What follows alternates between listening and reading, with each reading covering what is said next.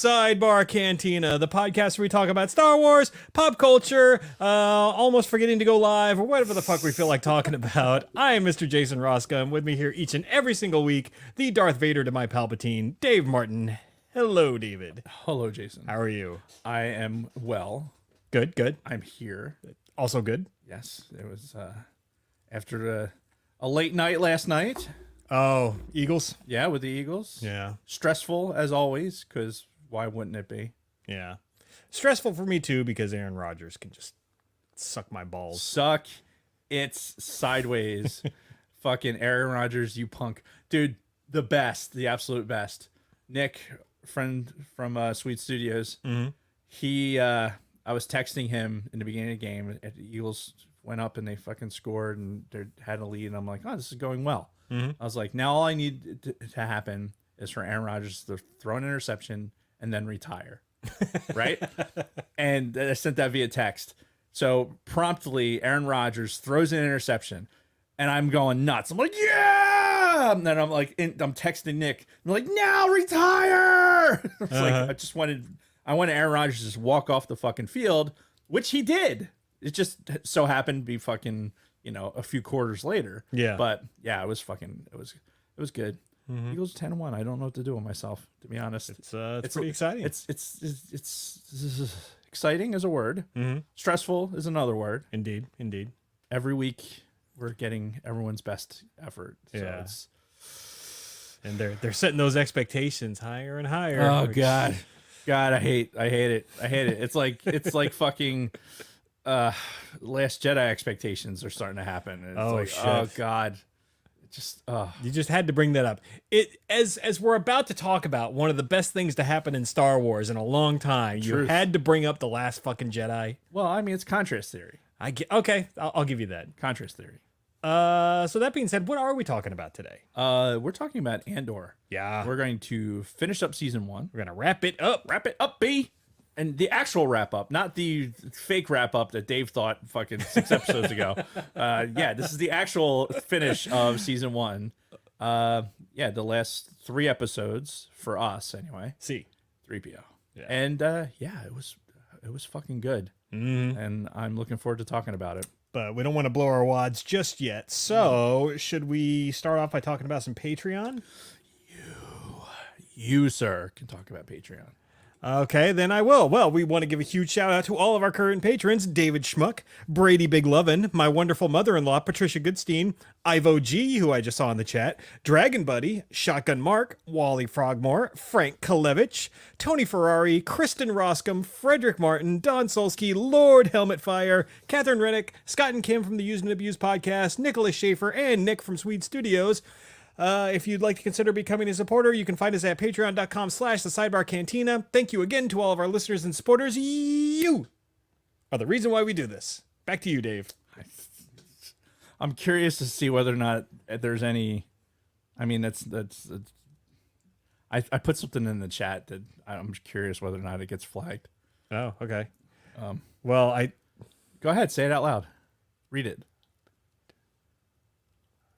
I don't know what that means. Just say it. I'm not saying it. Why not? Because I feel like you're tricking me into saying some bullshit. Pussy. What am I doing? Red 5 headlines? Yeah, why not? Well, as a matter of fact, there's no Red 5 headlines today. Wow. Sidebar already. I'm 37? We always do the because reasons. That's at the end. 37's at the end. Oh, right. Yeah. No, so there was a new kid today in the office, right? Oh, I've got a new kid story too, but go ahead with yours. Airman. And he comes walking in and they're like, oh yeah, this is such and such. And, just get back from school and blah, blah, blah. And I'm like, all right, hey, all right, what's your email address?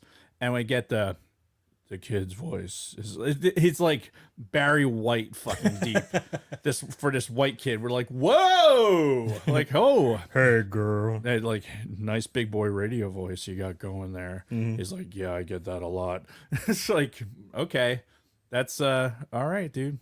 You do your thing, man. Nice. So that's I can't wait to for when he gets fully into the squadron and gets into training, and everyone else gets a crack at that, it's going to be fun. Anyway, So sidebar, to your sidebar, we had this new girl start a couple weeks ago at my work. She's awesome, really, really good, good person, hard worker, very motivated, and she's young. You know, like you can tell she's pretty young. And we were talking about the Spice Girls today, me and another guy. And I'm like, Sasha, do you even remember the Spice Girls? And she's like, I mean, I remember hearing about them. I've heard some of their songs. She's like, when did they come out? I'm like, about 97. She's like, oh, well, that's the year I was born. I'm like, motherfucker. 97. 97 was the year she was born. Yeah, we were both already in the Air Force. Yeah. That was the year I met Kristen. Fucking kids. Yeah, Jeff was already 1 year old. I had a child already at 97. So anyway, We're fucking old, dude. yeah, I know. Anyway, with Red 5 with Red 5 headlines, there are no Red 5 headlines today. I'm sure there'll be more at the end. Oh, I'm sure. But instead, we'd like to give a shout out to 70s Guy, aka Sad Monkey, for your Apple Podcast tag last week. I don't know if you recall, like right after the podcast, we had a nice exchange. Yep. So it's followers like you who make what we do so incredibly rewarding. Hell yeah. We hope you like your sidebar swag. Awesome. And thank you. Exclamation points. All right. That's it. Okay. That's all I have. All right. Very good. So before we get into our weeks, I have a day in Star Wars today. It's a pretty good one. I'm sure we've talked about it before, but it's on this day, November 28th in 2014. So do you have any guesses as to what it might be? Exactly 8 years ago? Hang on. What? Is there something in the chat? Oh my God. And I mean, it's quickly followed by this. I love it. I love it. That's my lovely wife. If you are not listen, if you're listening to us on a podcast for the drive or whatever, we love you and we appreciate the download. Yeah. However, if you have the opportunity, you should really sign in via the YouTubes and watch this shit show live, because in the chat is a whole nother show. Yeah. There's a whole nother show in the chat that we are barely participating in. Sidebars that go Yeah. way into the nether. But since you're talking about that, this is something else I was going to bring up this week.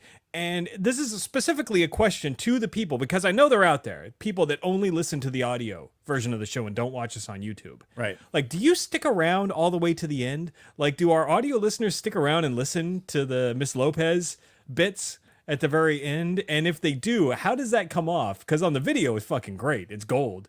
But I've been wondering, like, how that comes off in the audio version of the show. I don't know. So if you're one of our audio only listeners, please let us know, because I'm so curious. Well, I mean, then probably the best thing for you to do would be to go watch the YouTube, just fast forward to the end so that you can see what's going on with Hennifer, and then go to the TeePublic merch, and you could buy yourself a T-shirt. Yes, that with has Miss Lopez on it, and then you could be like, oh look, I know what Miss Lopez looks like. Yeah. In 4D, as it were. Marilyn Monroe style, but we'll do our sales pitches at the end. I don't want to blow my wad. Yeah, something tells me that's going to be in the read. All right. So yeah, this day in Star Wars, today, November 28th, 8 years ago, 2014. Any guesses as to what it might be? No. Okay, so No, I don't. the teaser trailer for The Force Awakens debuts, drawing over 100 million online views in its first week. So this was that first teaser trailer we got for The Force Awakens, like the one that was a minute and a half, just very quick flashes, that real fucking like danger music going on in the background, like shit's all serious, and it was a great fucking trailer. Very well done. I mean, everything involved in Force Awakens was well done. And yeah, that was the start of the build towards that release. But yeah, that came out over a year before the actual movie debuted. Wow. That was noteworthy because, you know, the movie came out December of 15. This first teaser came out November of 14. So it gave us a whole year to just be like, who's that? Yeah. Who's that? Yeah. What are they doing? What we do. Yeah, speculating. They let us Star Wars fans speculate for a year about who the fuck these characters were and what they were up to. Those motherfuckers. But it was great. You know, we had so many good discussions leading into the movie based on these trailers and other nuggets of information we got. Lots of theories, most of which ended up not being true, obviously. Right, of course. But, you know, It would have been great. You know, I think those series were fantastic. But that's part of the fun of Yes. these new movies coming out is, you know, all the speculation and If we had a movie to come out, and we could speculate about it. well, help us, Bob Iger. You're our only hope. Yeah. Hey, I want to say hi to Rex G. Hi, Rex G. 007. Ah, well, hello, Rex. Yes. His father served in the Air Force for 20 years. Ah, Yes. very nice. And Thank you for thanking us, and thank your father for his service. absolutely. Excellent. Excellent. Anyway, So what do we do now? I don't know. Do we want to talk about our weeks? Yeah, we should do that. Yeah, let's go ahead and do that. All right. We've got Ivo on the line, so we might as well talk about our weeks. All right. Well, He's probably drunk and won't remember it anyway. yeah, well, it's probably like what 2 a.m. out there, something. I don't know. Time difference. Okay. Well, so as always, I have an addition to The sacred Jedi. which, if you're watching on video, yes, I know the Black Series aren't set up right now. They'll be back next week. They shrunk. Oh my Yeah, god. This is the last week of the GI Joes being on display, so enjoy. There are so many Joes. Yeah. My god. But And bonus points if you can zoom in and recognize what's going on underneath Starkiller Studios. yeah. there's an Easter egg in the Starkiller Studios area that I would love to see in the comments. I want somebody to pick out. Yeah, see if they can figure that out. Yep. But all right. So another classic character that I don't have in Black Series yet, or didn't have up to this point, that recently went on sale. Amazon had a shitload of Black Series figures on sale over the weekend. Oh, thank God I wasn't watching. Yeah, and one of these I confirmed with Kristen that it is not in my pile of Christmas presents, so I jumped on General Grievous. Wow. With 4 lightsabers in his possession. Nice. So yeah, he's very nice, very fucking detailed. The think, box is beat to fuck. Yeah, it looks like it's been dragged out in the parking lot. Yeah. You know what that means? Do I? Yeah, it means you're going to open it and play with it. You have to get Potentially. another one. Yeah, yeah. I'll have to buy another one that's also in the box. Right. Then whichever box is in better shape. Right. Um, There's a lot of detail. I mean, can't really see in his chest cavity. See if there's a little fucking heart in there. There probably is. yeah. It's fucking weird sometimes, the detail. Remarkable. Yeah. Good shit, man. Yeah. Love really these good. Black Series. And I love the fact that he came with the 4 lightsabers, which is fucking beautiful.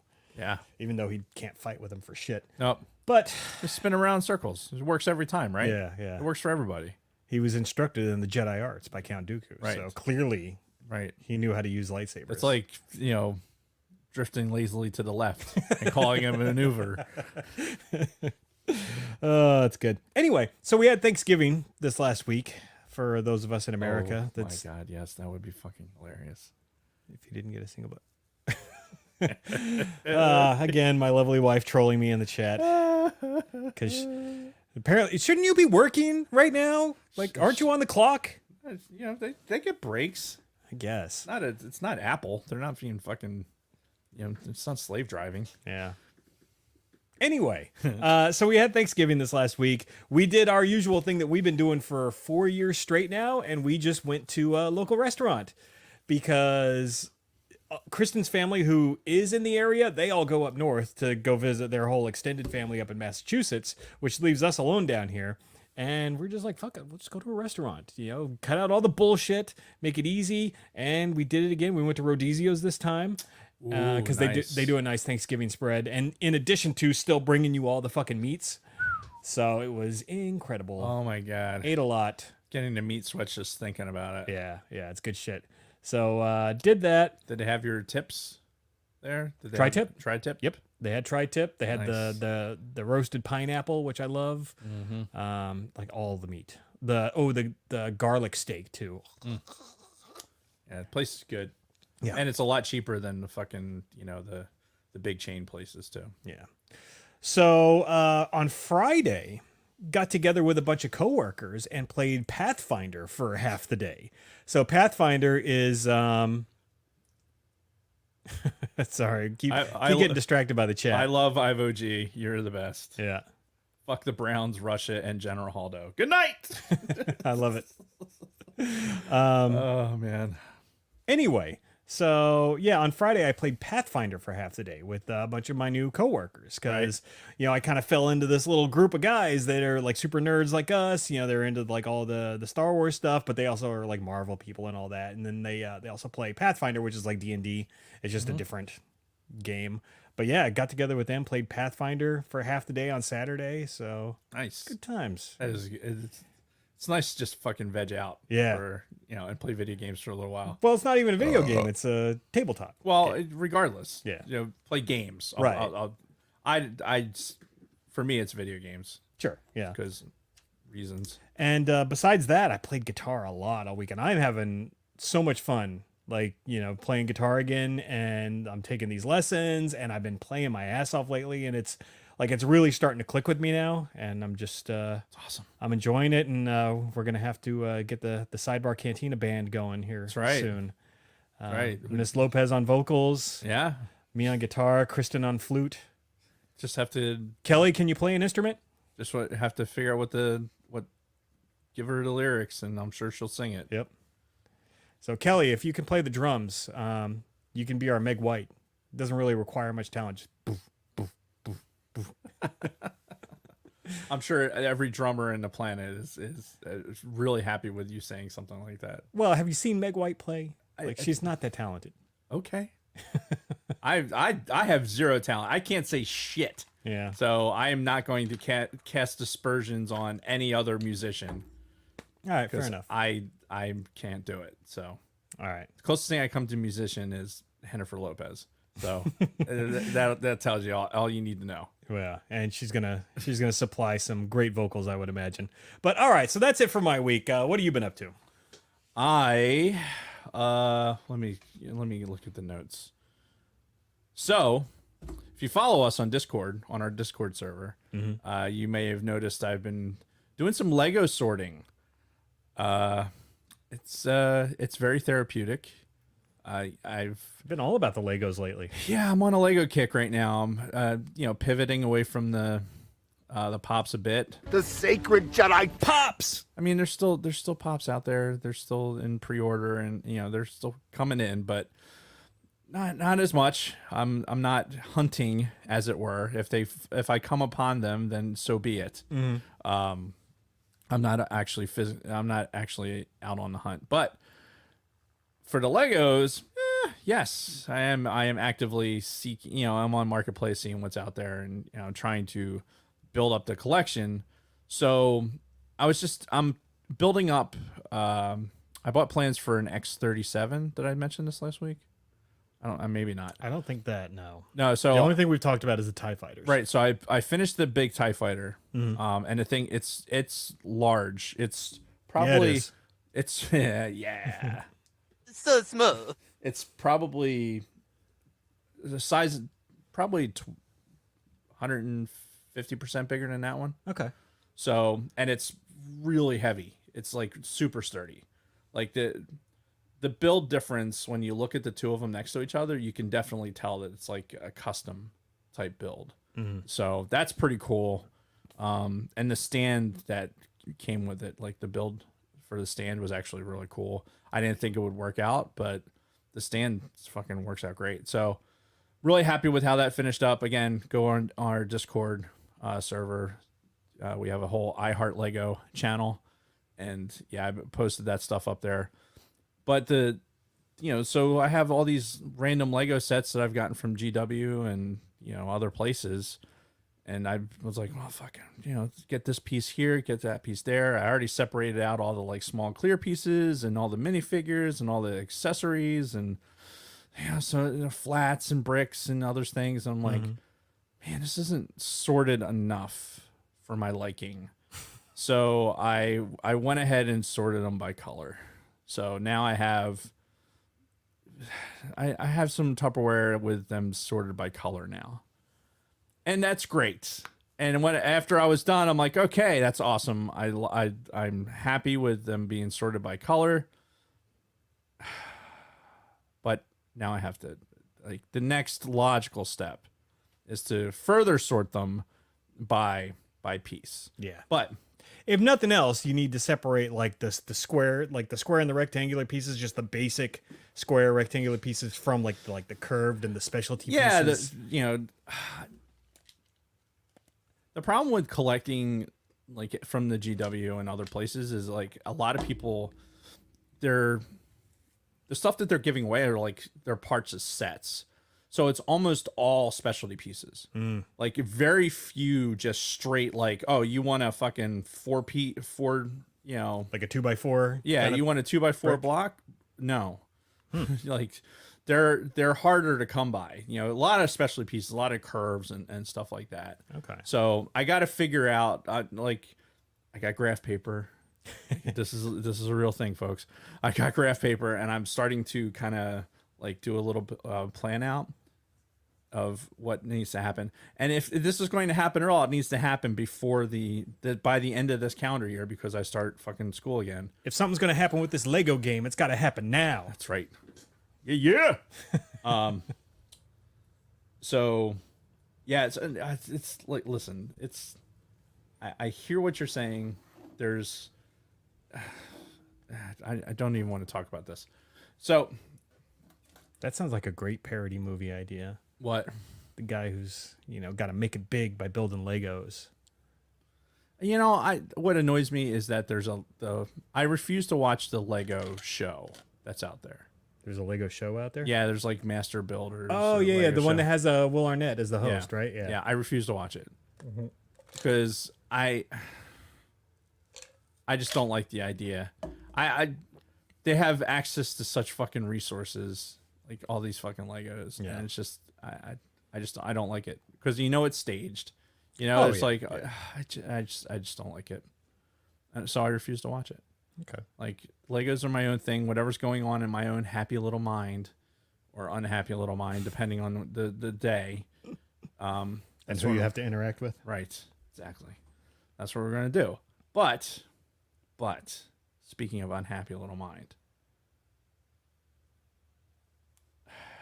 I have an issue.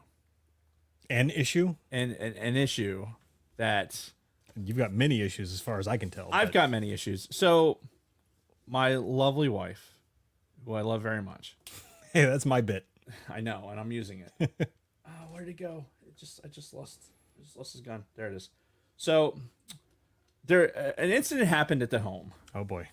where my lovely wife went on Etsy and she found a Lego TIE pilot, right? Ooh. And she found this TIE pilot and she's like, oh wow, look, he would like that. Very nice. Like she was downstairs and she was looking at the fucking the sacred TIE fighter altar, the sacred Jedi ties. the TIE fighter altar. Mm-hmm. And she's looking, I'm like, oh man, who would really like this? So she buys it and off of Etsy. Mm-hmm. And then she gets up and walks over and she's like, oh wait, you already have one. Oh no, you have three. Because I have so there's three of these guys, there's three, and they're not the same one. And when No. she says that, I'm like, well, they're not the same one. And she's like, are you kidding me? I'm like, no, they're definitely, like, there's different year groups for which TIE pilot it is. Because it's like, here's an OG one, and then there's like the this year, then that year, whatever. It's like a little display. Sure. And then, she's like, well, how many of these do you have? And I'm like, eh.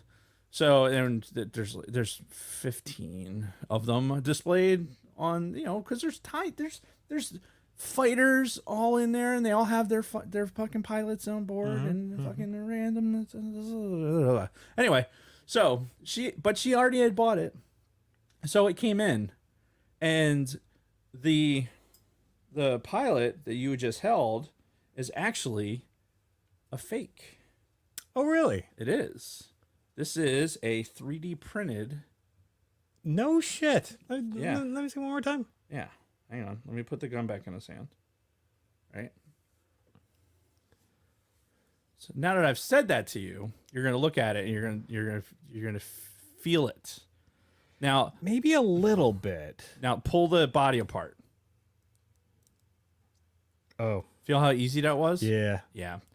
So But I mean, honestly, the rest of it, it's the paint's really good. yeah. But it's a little dull. Like the plastic is a little dull. Like it feels wrong because I've been handling a lot of Legos. Right. Right. This is a real thing, people. And you could just tell. You know, one thing that you can do with 3D printing too, if you can actually get the schematics for this, you can like blow up the head and make like a bigger version of the. Oh, I've seen them. Yeah, they're fucking phenomenal. Yeah, even the stand, you can tell. Like you look at the stand and you look at the top of the brick or the flat, and there's no Lego stamp on it. right. So what people kind of take for granted is that when you have a Lego, an original Lego piece, the word Lego is on every single fucking piece. yeah, branding. Yeah. Like it's tiny. Like you think, oh wow, that piece is too small to have it. No, it's there. You just have to fucking look, because here this is a real one. Right. Oh. Now feel the difference. Oh wow. Yeah. And you can look in the helmet and you can see the Lego and the part number, and you know Well, I will say, for being 3D printed, it's really fucking well done. it is really good. So I say that, right? And look, I love it because my wife bought it for me, and I will cherish it because she bought it for me. Yeah. And- There's always a fucking work Yeah. desk or somewhere you That's can right. display it. And I have a story to go along with it. But so now the antique store comes into play. I go to my wife goes to an antique store with her niece and nephew, and they're shopping around, and she sends me back a bunch of pictures of minifigures. I'm like, oh wow, look at all those minifigures. Right? Like, They were Lego minifigures. Yeah, Lego minifigures. They're like 4 for $10. I'm like, whoa, that's a really good price. Yeah. And they had a couple of them. They had like a Thrawn was in there. Word? Your word. And they had a bunch of the Christmas, like the Advent calendar ones that are like really hard to get. Oh, I'm like, fuck, I gotta go. I gotta go over there. So I went over there, and one of the things I picked up was this. Fucking switchblade? No, it's a ruler. That's fucking hilarious. So it's an antique ruler. It folds in half and then half again, and it is a demonstration of what a practical tool that they just don't make anymore. They don't make things like this anymore. So it looks like either like one of those foldable fans or a butterfly knife, and then it just, Yep. and then And the gauging is still accurate. Tested it. I would imagine inches and millimeters haven't changed. Well, I mean, over the sometimes wood can expand or contract, and How does wood get so hard? The wood became hard over 1 million years ago. you love that line. But yeah, like the brass hinges and everything are in great shape. Yeah, I that's mean, fucking awesome. Yeah, it's just a cool little thing. I'm like, oh, I'll keep this in my bag. That way, I always have if I need a ruler. Yeah, you can impress some people with it. Yeah, I'd be like, if they're not impressed, I don't give a shit because I like it. Yeah. So I got that, and I got this guy. I showed this to you already. Bob A. Fett. Yeah, Bob A. Feet. Whatever. This guy. Yeah, The OG. that's right. A 1979 OG Boba Fett. Is it 79? Yep. Oh, shit. It's in good fucking shape. Yeah, it isn't. It was real nice, and it was in a weird this antique store. It had I called it like an IKEA, right? It's because it had all these little like stalls inside of it, and each stall had its own like little theme. Yeah. So like Christmas or like just random stuff. Some had military surplus, like all different random stuff. Sure. And some of them had random pile of figures. Where this guy was. There was more. There was like a Lando, like circa 1980 Empire Lando with the cape, which was like wow, and the paint was really good, but it was like, and you could tell it was in a heavy smoker's household. Like it was sticky from how much just ugh. So I was like, no, I'm good. But this guy's in remarkably good shape. Yeah, his paint is all there. Yeah. It's Paint's good. There's fucking red rockets in there. Red Rocket. Yeah. So $12 for an original Boba Fett. I'm like, oh, fuck it. Yeah. So I got that. Not So bad at all. I go back to where these minifigures are. Okay. And I'm super excited. I'm like, oh man, I gotta get back there. I gotta see these things. So the stall is actually really cool. It had a bunch of old Star Wars ships and figures and stuff. Like had original Millennium Falcon, brought back memories of my childhood. Oh yeah. Had an original TIE fighter there, which I was like, oh god, that is like the one. I have an Empire year group one. I have a mid 90s one, but I don't have an OG one, like the white one. Yeah. And it's something Was it actually white or was it just like a super light gray? no, it was white. Okay. It was white. Because the original Millennium Falcon was like that. It was the same white. Okay. It was just that plastic that they used. Yeah, that was that first run Yeah. of the fucking early toys when they didn't know what the fuck they were doing. Yeah, the TIE fighter, the Millennium Falcon, and the X-wing too was that same white. The white, easily yellowed white. Oh yeah. So anyway, I go back to the.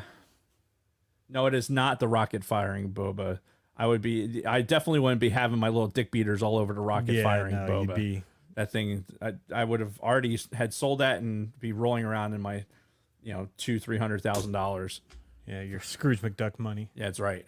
So anyway, I go back to where the minifigures are, and I walk up on it, and as soon as I walk up to it, I realize I'm looking at dozens of these, the 3D printed ones. Oh, okay. And I'm like, I can't, like, it's remarkable how many of them there are. Like I thought, oh, maybe there's just a couple of them.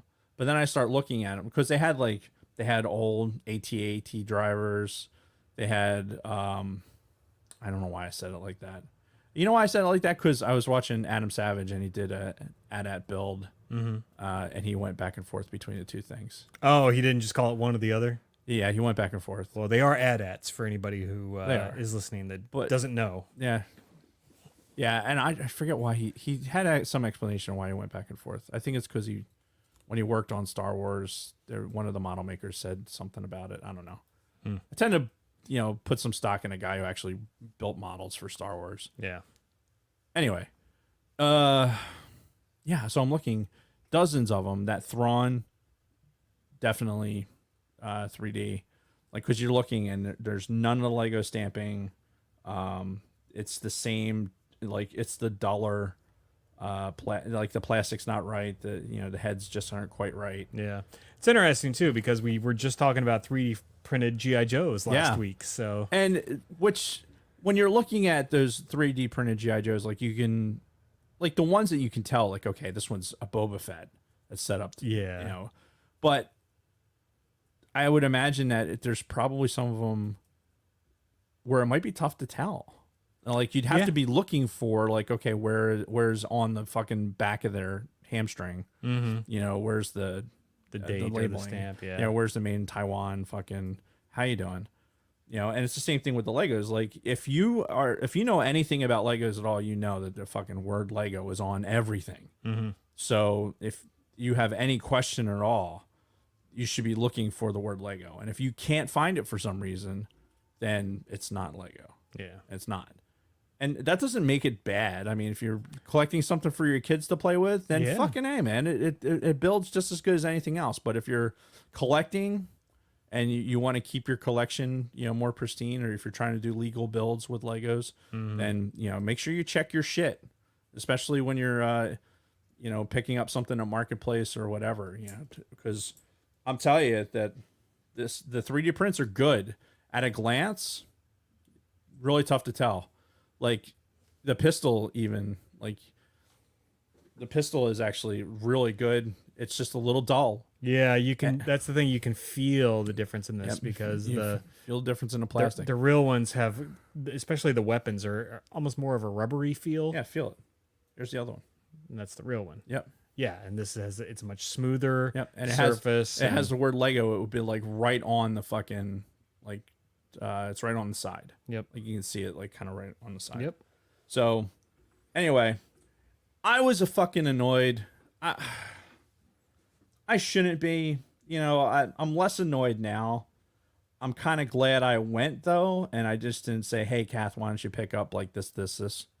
Because Yeah. I almost did, and I would have been really upset if she'd come home and they were like all like that. Because then she would have saw it on my face, and it wouldn't been her fault, and especially after you know the one she bought off of Etsy.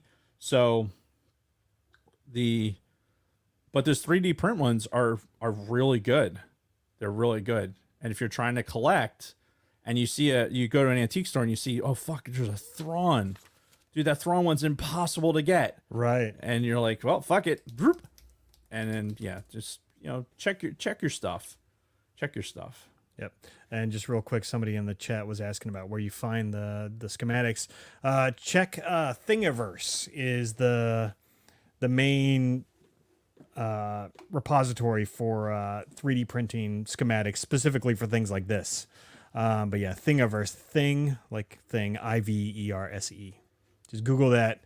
It'll take you to all kinds of 3D printing schematics. Yeah, and you got to figure too, like if you're looking at this guy, like it's tough with this lighting. Yeah, it looks great.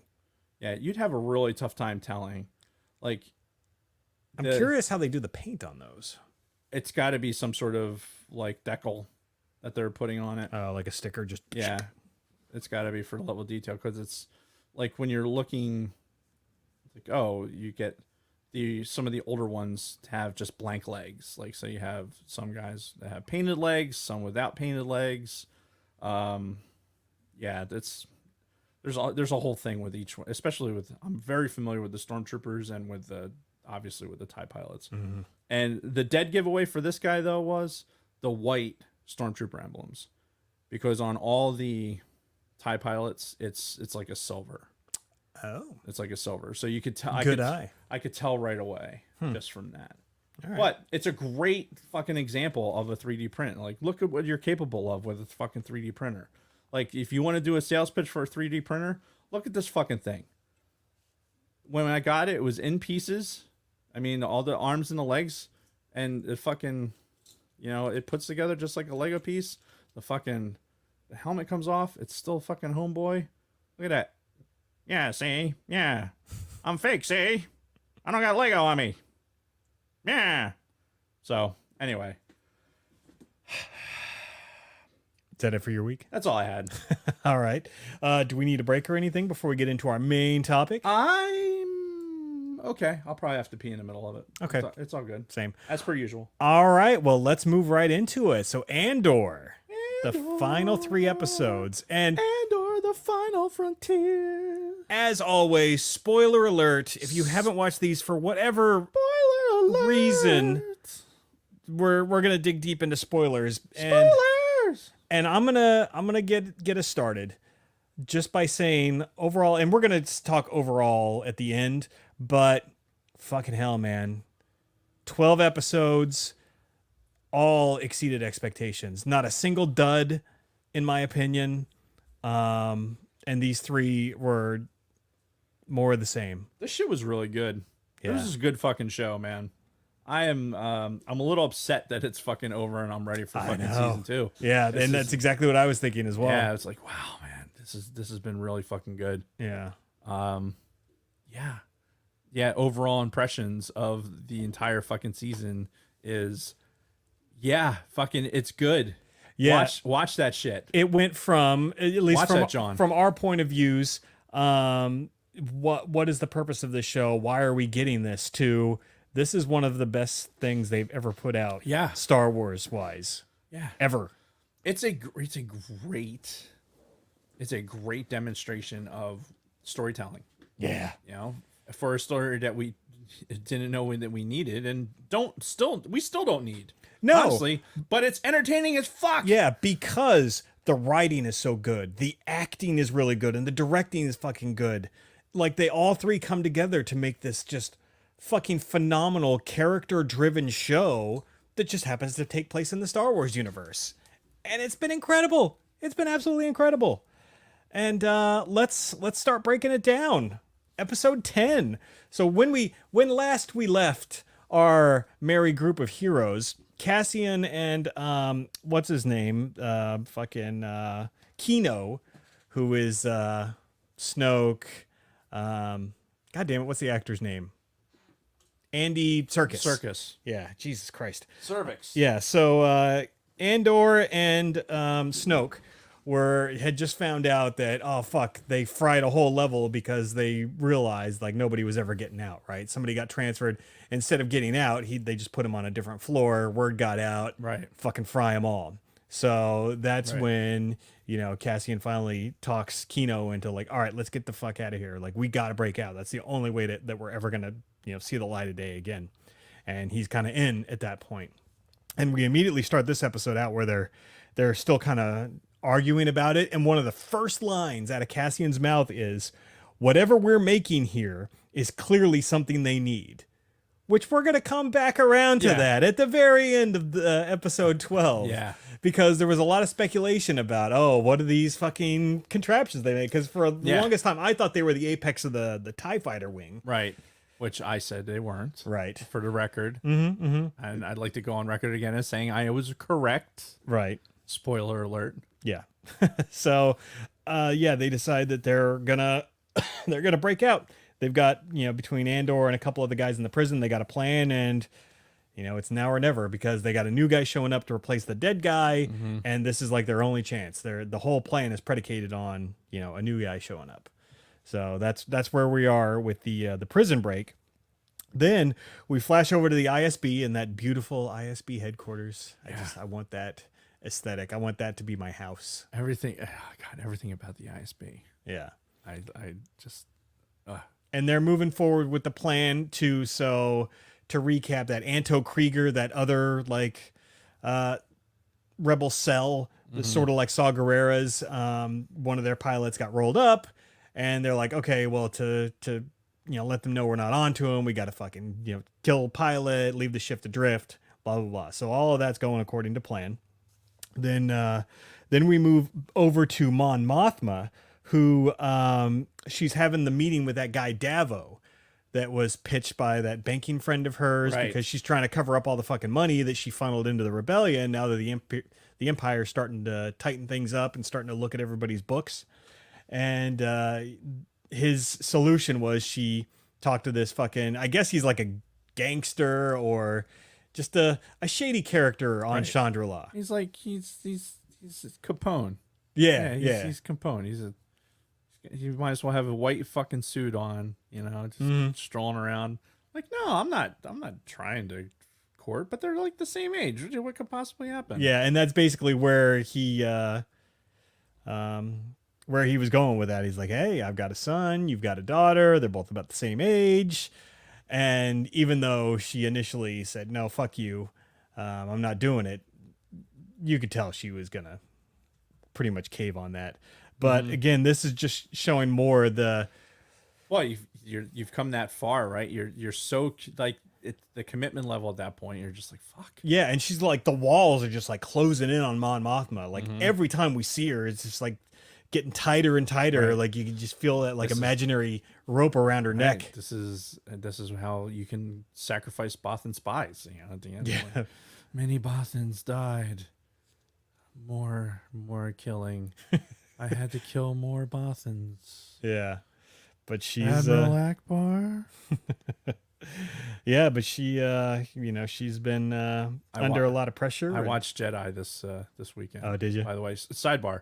So sorry, I'm derailing you immediately. Yeah, no, it's fine. I watched Solo while I was sorting Legos, right? Which, by the way, I think we need to revisit. Yeah, that's been a plan, is to kind of revisit Solo. So. I think we need to revisit because I enjoyed it. I was watching. I was like, why do we not like this? I don't think we ever said we didn't like it. It was just more like there's only one Star Wars joint that we can honestly say we don't like. Yeah. That wasn't one of them, but it was like it's not high on the list. No, but I was watching and going like, man, there's a lot of little nuances here that I think on multiple watchings it just flushes itself out a little bit better. So I don't know. So I think Solo deserves another look. What year did that come out? I don't know. What do I look like? Knower of things? Chat, help us out. What year did Solo come out? See, the trick to me knowing everything is not answering questions I don't know the answer to. Right. I'm confused. So whenever I answer a question, I'm answering a question I know the answer to. Mm-hmm. That way I know everything. Okay. But if I don't know the answer to it, I just don't answer the question. Thereby not ever being wrong. Do you see how that works? I like that. You need to learn this. This will help you. Indeed, I do. Big Lovin said it came out in 94. Oh, 2018. No, it didn't. 94. Yeah. I'm No, like, wait a minute. That's not right. He was just being an asshole. 94. 2018, which actually is perfect. Next year, 2023 is the 5-year anniversary, so we can Sure. early next year we can be like a 5-year look back. Somebody write that down. Solo. Kelly. It's more fun when you would just sort of randomly scribble on the table. I don't have a pencil. Anyway, so Solo deserves a relook. I actually, before I watched Solo, I watched Return of the Jedi. Just randomly. It's Just like, 'cause. okay. Yeah. I had finished watching Andor, and I'm like, you know what? I'm going to watch Return of the Jedi. And I did, and it was fucking great. Awesome. I fucking love Star Wars. It's pretty nice. That's why we do a Disney Plus, man. I was just like, I'm sitting here at my desk. I'm sorting Legos. I have my 35-inch curved screen in front of me on my desk, and I just fucking and you have Star Wars. all of the Star Wars library at your Yes. fingertips. I'm like, oh, I feel like watching this one, and then fucking there it goes. Fucking Beautiful. great. I love it. It was great. It was nice. Yeah. Nice. So back at Luthen's gallery, At least it was Star Wars. indeed it was. So it was a good sidebar. But so we're just bouncing back and forth between a bunch of different people. We go back to Luthen's, and he's being contacted by somebody who he hasn't heard from in a year. At this point, I'm like speculating. I'm like, who the fuck? No, because he's already had his meeting with Saw Gerrera. So it wouldn't be Saw. So I know at this point, I'm just like, I don't know. I thought it would be somebody. I initially thought it would be something to do with Val, but he had seen Val sooner. Yeah, because he saw her when he dropped Andor off. Right. And his little secretary chick, which by the way, what is her role here? We see a lot of her. His little secretary lady, the other person that works in the gallery who knows everything. Well, like she's been there from the beginning. Obviously she's the gatekeeper. She controls everything. But who is she? And how did she get involved? Is she fucking Luthen? Like what? I mean, she has to be. Yeah, like what She is this obviously dynamic? has control Yeah, of that. It's the POP. indeed. Like she's the ringleader. Like everyone has to answer to somebody, so she's probably the ringleader. That's true. She does Right. It's encourage a lot of Luthen's decisions. Quaid. Like she's coming out like Quaid. Boy, that's quite a reference. I don't know where that came from. Yeah, that's good. Oh, God, that scene always kind of like skeeved me out too. The way just the way it looked too. Yeah. Just like There was a lot in Total Recall that fucking skeeved me out. Yeah. That was only but one of the things. yeah, for sure. Arnold's head exploding. When he gets sucked exposed into to the Mars, like vacuum. and his eyes are popping out. I can tell you that any time that I think about what's going to happen if you ever in the vacuum of fucking space, that scene pops into my fucking brain. Yeah, it doesn't look pleasant. No, it does not. So anyway, Who's this broad? I have no fucking clue. Yeah, She's obviously I can't even remember her damn name. she's in the hierarchy of in that upper tier of people who are managing. This is like, let's face it, she's like the operations manager, right? If Luthen's out there and he's the deputy director of the fucking CIA, right? And the director is somebody else. Like, I don't think Luthen's at the top of this fucking pyramid. I mean, there's somebody else, right? I think Luthen's like the operations director, and she's probably the person that's meant to manage all the projects that he's got going. You know what I mean? Yeah. Like, think of how the CIA is broken down, and there's always somebody like here's the operations director, and then there's going to be some middlings. Fucking idiot neighbors. My God. Yeah, they're very obnoxious. That was halting. Yeah. Anyway, yeah. CIA. infrastructure. Yeah, Think of it that way. I get it. Yeah. Did everyone else hear that? Yeah, they love just like Is that the fucking Beamer Brigade over there? Mm-hmm. Yeah, they love revving their engines and making all kinds of noise, and especially like the later at night, the better for them. Apparently, Really? Yeah. It's like, ooh, you think they're in bed yet? Okay, now. So should we put a banana in their tailpipe? Ooh, that would be funny. Look, man, I'm not gonna fall for no banana in my tailpipe. Anyway, so Really, I'm digging out the old school references tonight, folks. Right? We go back to the prison. So now they've got this whole elaborate escape plan, and like for the next, I don't know, like 20-30 minutes, it's all the prison break scene where, you know, it's pretty elaborate. You know, they've got this thing where the bathroom that's attached to the fucking the floor, the operations floor, they fucking, you know, and we saw a scene like several episodes back of Cassian like fucking going in there and like starting to like chip away at the fucking pipe.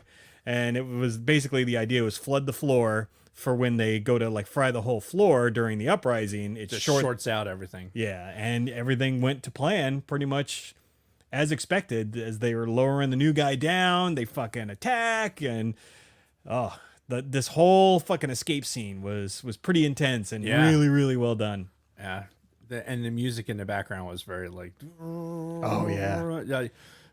We've been talking about kind of how they, like, I know for me the music hasn't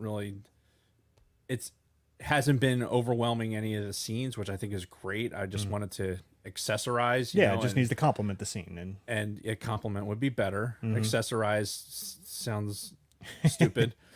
You're still thinking about toys. Yeah, exactly. Accessory. I'm looking at fucking 400 GI Joes standing here mocking me. They're staring. They're just staring. They're just quietly judging. They are silently judging. Fuck you. Look, you think you're better than me. I'll knock every one of you down. This is the point of the show where Dave yells at inanimate objects. It wouldn't be the first time. Old man yells at cloud. But yeah, no, there was a massive elaboration with the escape plan. They started by a staged fight, and then as they're bringing the guy down, flood the floors, charge. They go to fry the floor, shorts it out because of the water, and then boom, it's like open fucking season, and it's just so well done. And Andy Serkis's character throughout all of this, and his journey in these few episodes that we've seen him going from the guy that's just like, look, I've got less than a year to go. Right. I'm just fucking follow the fucking program, build the fucking shit, and we'll be... Put my head down. I'm getting out of here. Yeah. And now he's accepted the fact that this is their one way out, hence the name of the show or the title of this episode. And, he's leading the charge. He's like taking command. He's got that booming, commanding voice, which when they get to that fucking control room, Cassian's like, it has to come from you, because he's making this announcement to the whole fucking Because prison if Inigo Montoya is making that fucking announcement, it doesn't have the same, hello, my name is Inigo Montoya. Everyone needs to escape and prepare to die. It's just not the same, right? You need to have Andy Serkis doing that. Yeah, and he did. He came through at first. He's kind of saying some stuff, and Cassian's like, "Come on, is that the best you got?" And then he gives this man up, motherfucker. Yeah, and then he gives this booming fucking, just incredible speech. Some Braveheart fucking speech. They'll never take our lives, or they'll take our lives, but they'll never take our freedom. Yeah, and. Yeah, they finally fucking they get out. They're charging to the fucking that landing pad that they first landed on, and it's just nothing but a big drop and open water. After lemmings at that point. It's just they're just wee.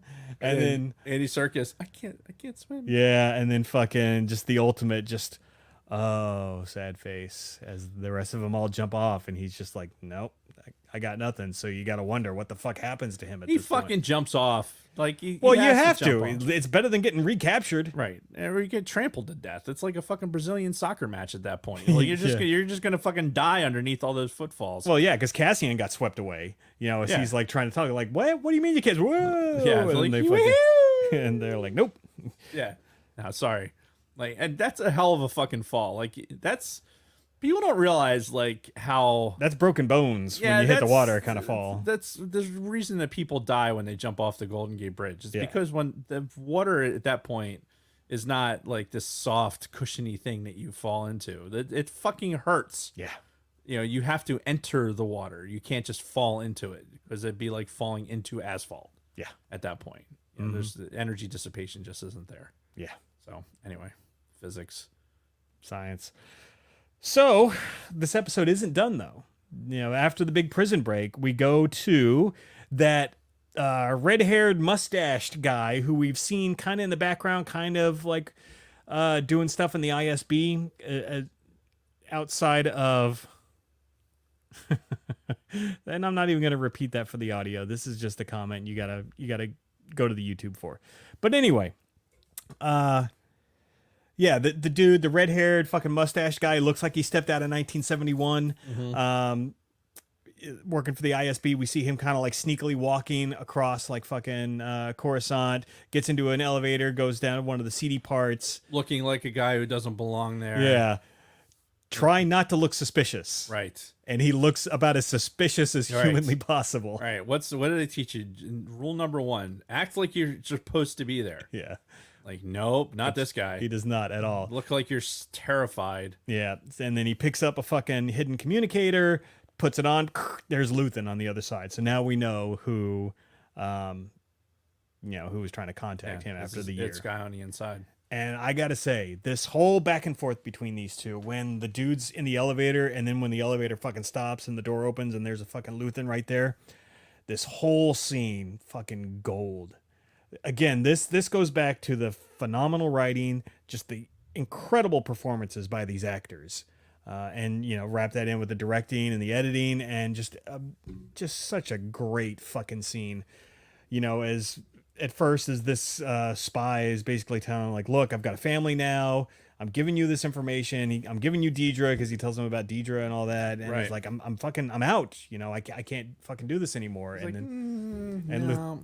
and Luthen's basically like, yeah, no, you're not out. We Right. need you. So you're going to keep doing Right. this.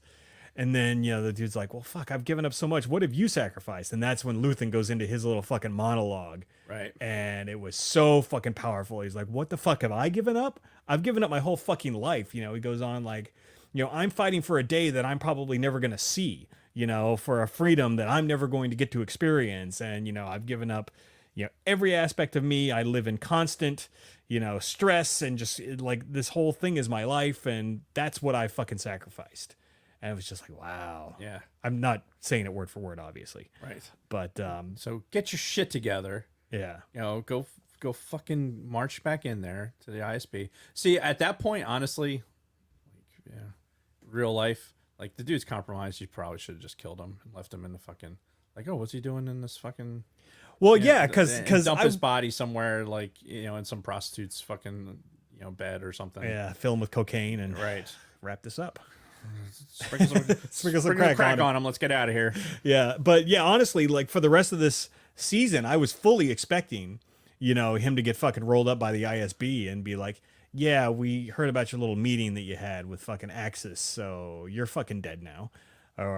But no, he, spoiler alert. No, the fucking Luthen's fieldcraft is actually pretty decent. Yeah. All things considered. I mean, it's face-to-face meetings, communicators, line of sight communicators, shit like that. I mean, this is a really good fucking spy show. Yeah. Like, it's very well, and honestly, for somebody that doesn't watch like the Bond stuff or any other things, like there's a lot of these nuances that come out of movies like that. Yeah. That they're doing really well. And this is one of them. This is like, here's the pressure on this guy. And, in reality, like this meetup never happens. Honestly, this meetup, like nothing like that. Yeah, there's handlers, there's other, whatever, read a book. But well, either way, this is just it's a different story. They're doing it really fucking well. Yeah. And, yeah, I like the idea too of Luthen being like, no, I know your kid, right? The kid and this, that, and taking the guy back. It reminds me, do you remember in survival school when they get you in that room and it's towards the end of interrogation? I'm pretty sure I know exactly what right. what you're going to and say. they shock your system, like saying information that like they couldn't possibly like They get information and they're like, well, how the fuck did they know that? And they start feeding off of your reaction to that. Oh yeah. And this, like, the family information is one of them. Like, I know that was for me. Like, so I had to, that was one of the things that I had to kind of correct when I was in survival school, was like, okay, this visceral reaction to having information like that and knowing that it was going to affect me that much, because it did. Like, they saw it on me and it ramped up from there. And it's something you have to train yourself out of, right? So that's what this reminded me of when he fucking started, like, oh, how's your family? Like, how's the baby? Yeah. You know, how's this? Yeah. Like, how's that colic going? You know, it's like, oh, fuck, what? You know, how the fuck do you know that? Like, yeah. So, and it's basically his way of telling him, like, hey, I know you have a baby now. We wouldn't want anything bad to happen to that baby, would we? Because, you know, Luthen, obviously, though he's fighting for the greater good and the rebellion and all that, greater good, he obviously is willing to murder, basically, to keep this going. And that's the thing too. I think we're gonna talk about this some more later. Like, Sad Monkey brings up the reason that Luthen lets Krieger, you know, walk into that trap is because, hey, look, sacrifices need to be made. Like, I'm willing to give up this cell, Yeah. you know, basically, of rebels to protect you as an asset. Yep. I'm willing to do that. That's how important you are to our cause. Yeah, because that was one of the main reasons why he was contacting Luthen in the first place. He's like, hey, you know, they set up this whole thing with the fucking pilot and all that, and they're leading Krieger into a trap, and Luthen's just like, yeah, like you said, just like, all right, is what it is. Yep. Because we can't let the ISB know that that we've got an inside person. Yeah, so this is the Enigma quandary, right? You know, have you read stories about things that with the Enigma machine? No. You know what the Enigma machine is? That was the World War II. Right. Yeah. The Germans, like us decoding the German stuff, and deliberately not acting on certain information because we didn't want to give up the fact that we could decode their stuff. And I didn't realize we did that. Yeah. Smart. Yeah, absolutely. Like, there's, again, read a book. There's definitely a lot of books that talk about information about that. A bunch of stuff in the 8th Air Force too had to happen because of that. Yeah, very interesting. Again, great storytelling. Yeah. We're talking about stuff that it's like real life stuff, like stuff that I've read, like real life history, real life experiences. And we've even mentioned in previous episodes, like somebody who's writing this show had some military background or experience, because there's no way that, like, everything that we've seen, that they don't have some sort of familiarity with that life. Just into the history of it or something. It's, I know it hits for me. Yeah, for sure. And the last note I have on here is, you know, goddamn, what a score, because the score has been great throughout this whole fucking series. And I know it's no John Williams. No. But it's so different enough to where it stands out on its own, and it doesn't have to be compared to John Williams. Right. And it's perfect for this fucking show. Yeah. Yeah, it does a really good job of accentuating, you know, the parts that it needs to. And when you kind of pick up on it and hear it, it's like, oh, okay, this is perfect for what I'm watching right now. You know? And I don't really even think about the fact that, oh, this isn't John Williams, because I'm not watching a movie. I'm watching a spy show right now. Pretty much. You know what I mean? Yep. I'm watching this dark as shit spy show that happens to have fucking Star Wars characters in it. Yeah. Oh, look, a stormtrooper. Speaking dark as shit, the last scene that we see in this episode is Cassian and the one guy running away on the beach. But yeah, it's like super fucking dark and you can barely make out what's going on. But yeah, that's the last scene, is them running to freedom. Yeah. Air quote, freedom. Eventual. Yeah. Yeah. So, next episode 11, Daughter of Ferrix. And it picks up right where we leave off. Cassian and the other guy, I don't know what his name is. I could have looked it up, but it's not relevant enough. Cassian and his escapee buddy, they're fucking... Tony Bag of Donuts. Okay, so him and Tony are hanging from the fucking side of a cliff as, like, TIE fighters are flying over, and they're... as they're just waiting for a path to clear. The TIE fighters. And then we go back to Ferrix. Oh, belly.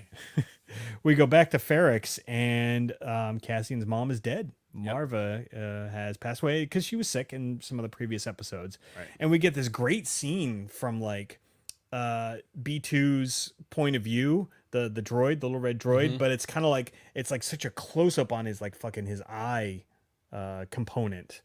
And Yeah, it's weird. It's as- really strange because you think like, is this like coming from like a hidden compartment somewhere? Like somebody's looking out, Yeah. right? And then you realize that it's the droid, Yeah. and it's like, oh shit.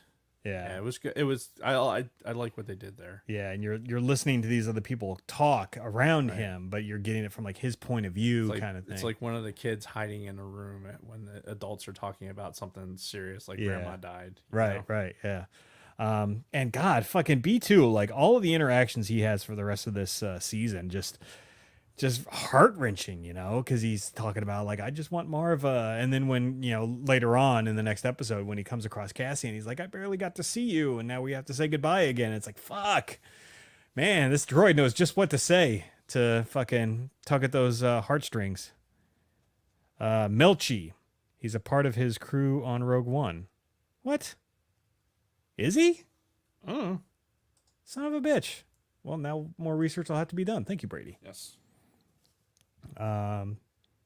So anyway, that's kind of threw me. But yeah, we're back on Ferrix, and they're dealing with the death of Marva, and we've got the ISB and the Empire who are there, basically talking to fucking Deidre, and they're like, yeah, they want to run a funeral, and she's like, yeah, fucking do it, because this is the trap that they're Right. gonna set for Cassian. Right, and it's dude, what? I'm sitting there going, yeah, exactly. Mm-hmm. Yeah, not this hard over like, no, fuck you, lock everything down. Like, no, if you're an intelligence agency, you're going to want to run like the ISB. We're running an op here. Yeah. Like you're have a show of force because it's expected, but at the same time, you need to let this happen so that we can bait the trap. Yeah, and I think it's the next episode they even mentioned that they pulled back all of their like local patrols, like their air patrols, and like a lot of their communications monitoring and stuff, so Right. Cassian could get onto the planet. And I like how they when he's briefing Deidre, like, and they're talking about like, okay, this is what we're doing. Like, we took these steps like of restriction and then negotiated like these 2 steps back. Like they knew they were going to negotiate backwards, so they went heavy forwards. You know what I mean? So, and I really like how they did that because they were building up to this thing, and again, great storytelling. It wasn't extrapolation that was unnecessary. I think it was just really added to the development, the plot development. And even though Deidre, she's kind of a pain, and she's not the most pleasant character, she's like playing it so well. Like she's playing that role as that ISB operative fucking flawlessly. And like I buy every single thing that she does, everything that comes out of her mouth. I'm like, yes, that character would be like that. Right. So, but I like it. We get we go back to Cassian and what was his name? Marsha. Marsha. Yeah, Cassian and Marsha, they come across these 2 aliens who had a quad jumper ship with them. Right. Throwback to Force Awakens. Right. We can't outrun them. We might in that quad jumper. Like, That one's garbage. the garbage will do. Yeah. So yeah, we saw a quad jumper for 5 seconds in Force Awakens, and now we get to see one here in Andor. And of course, they try to just like bum rush the fucking ship. They get caught in these fucking nets, and the aliens eventually end up letting them go because they recognize them as escapees from the Right. from the prison. It doesn't. The outfits don't give them away, right? Right, It's right. like, outfits. The fact that they are barefoot, they look like haven't seen the light of day in forever. Yeah, and these 2 guys are like, fuck the Empire. They fucked up our water. They fucked up all of our shit with their stupid prisons. They obviously so- came from Detroit. Yeah. So they're like, yeah, we'll let you go. You need a ride somewhere? And eventually they get flown back to Planet Miami, Right. where Cassian left his stuff. 6 months ago or Which whatever. I was really surprised. I expected to hear, let me go VFR direct back to Ferrex. Ferrex, but Yeah. like, oh, Yeah. okay. He had to get his shit that he left on top of that fucking shower back Right. when he was with that fucking whore and Right. got rolled up. Yeah. Meanwhile, she's with fucking Tentacle Face, Mc Tentacle Face, Yeah. who apparently has sleep apnea.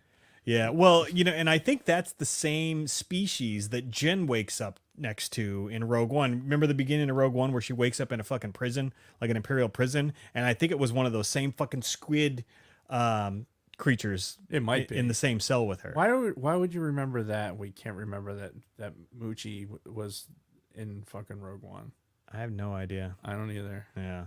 What an unremarkable character. Yeah. Anyway, so where was I? Oh, Smoochie. yeah. Vel shows up at Luthen's gallery while he's gone because he's on his way back to Saw Gerrera. So Homegirl's in there, Right. and she looks out the fucking window and sees Vel kind of like pacing back and forth by the entrance. She's like, fuck. And she lets her in, and Right. yeah, she's again playing the, oh, welcome to the gallery. I know Right. your cousin likes to shop here. And then she's like, we have rules for a reason. Yep. Yeah, what the fuck are you doing here, Yeah. basically? So you can tell like she's used to running ops. Like Yeah. this is like this. All right. Yeah. I'm here to manage yeah. these operations, and you're fucking this up. Yeah, what you're doing is very non-standard right now. This is breaking protocol. Yeah. What the fuck are you doing here? Yeah. Stupid twit. Yeah, so, and Vel's basically talking about Andor's mom and how she's also going to Ferrex. And just to pass the message along to Luthen. So now we got Vel on her way to join fucking Cinta over in Ferrex. And I think at this point, if she hasn't shown up, she's about to. Deidre is about to show up to Ferrex as well. Then we flash back to Ferrex, and it's our old buddy Bong Percusso, beating the fucking anvil. Yes. Over on Ferrex. Yes. So. Who apparently like.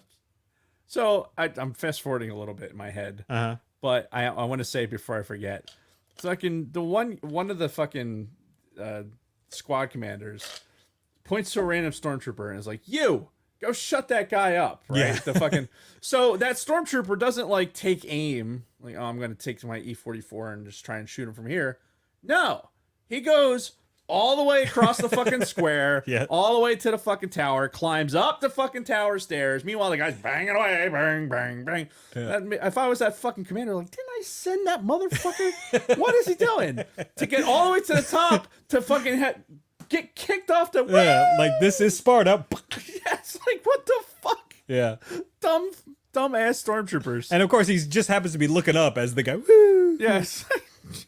I expected a Wilhelm scream there. I really did. Oh, Did it not should've get it. been. Didn't pay off. Well, and you know what? That kind of goes to the nature of this show. Like, even though there are some kind of fun parts, it's overall very serious tone. Yeah. Very adult tone, and it's really distanced itself from the rest of Star Wars, while still being in the Star Wars universe. And I was going to kind of save this for the end, but since we're talking about it, no Jedi. No mention of the Jedi. I don't think the word Jedi has been said in these 12 episodes. So that just kind of shows you how this is really kind of carving its own path in Star Wars and kind of getting away from that Skywalker saga a little bit, even though it takes place in that timeline. It's a completely separate, unrelated story that, kind of related, but you know what I mean. it's not an E44 blaster. It's an E11 blaster. How dare. How dare you?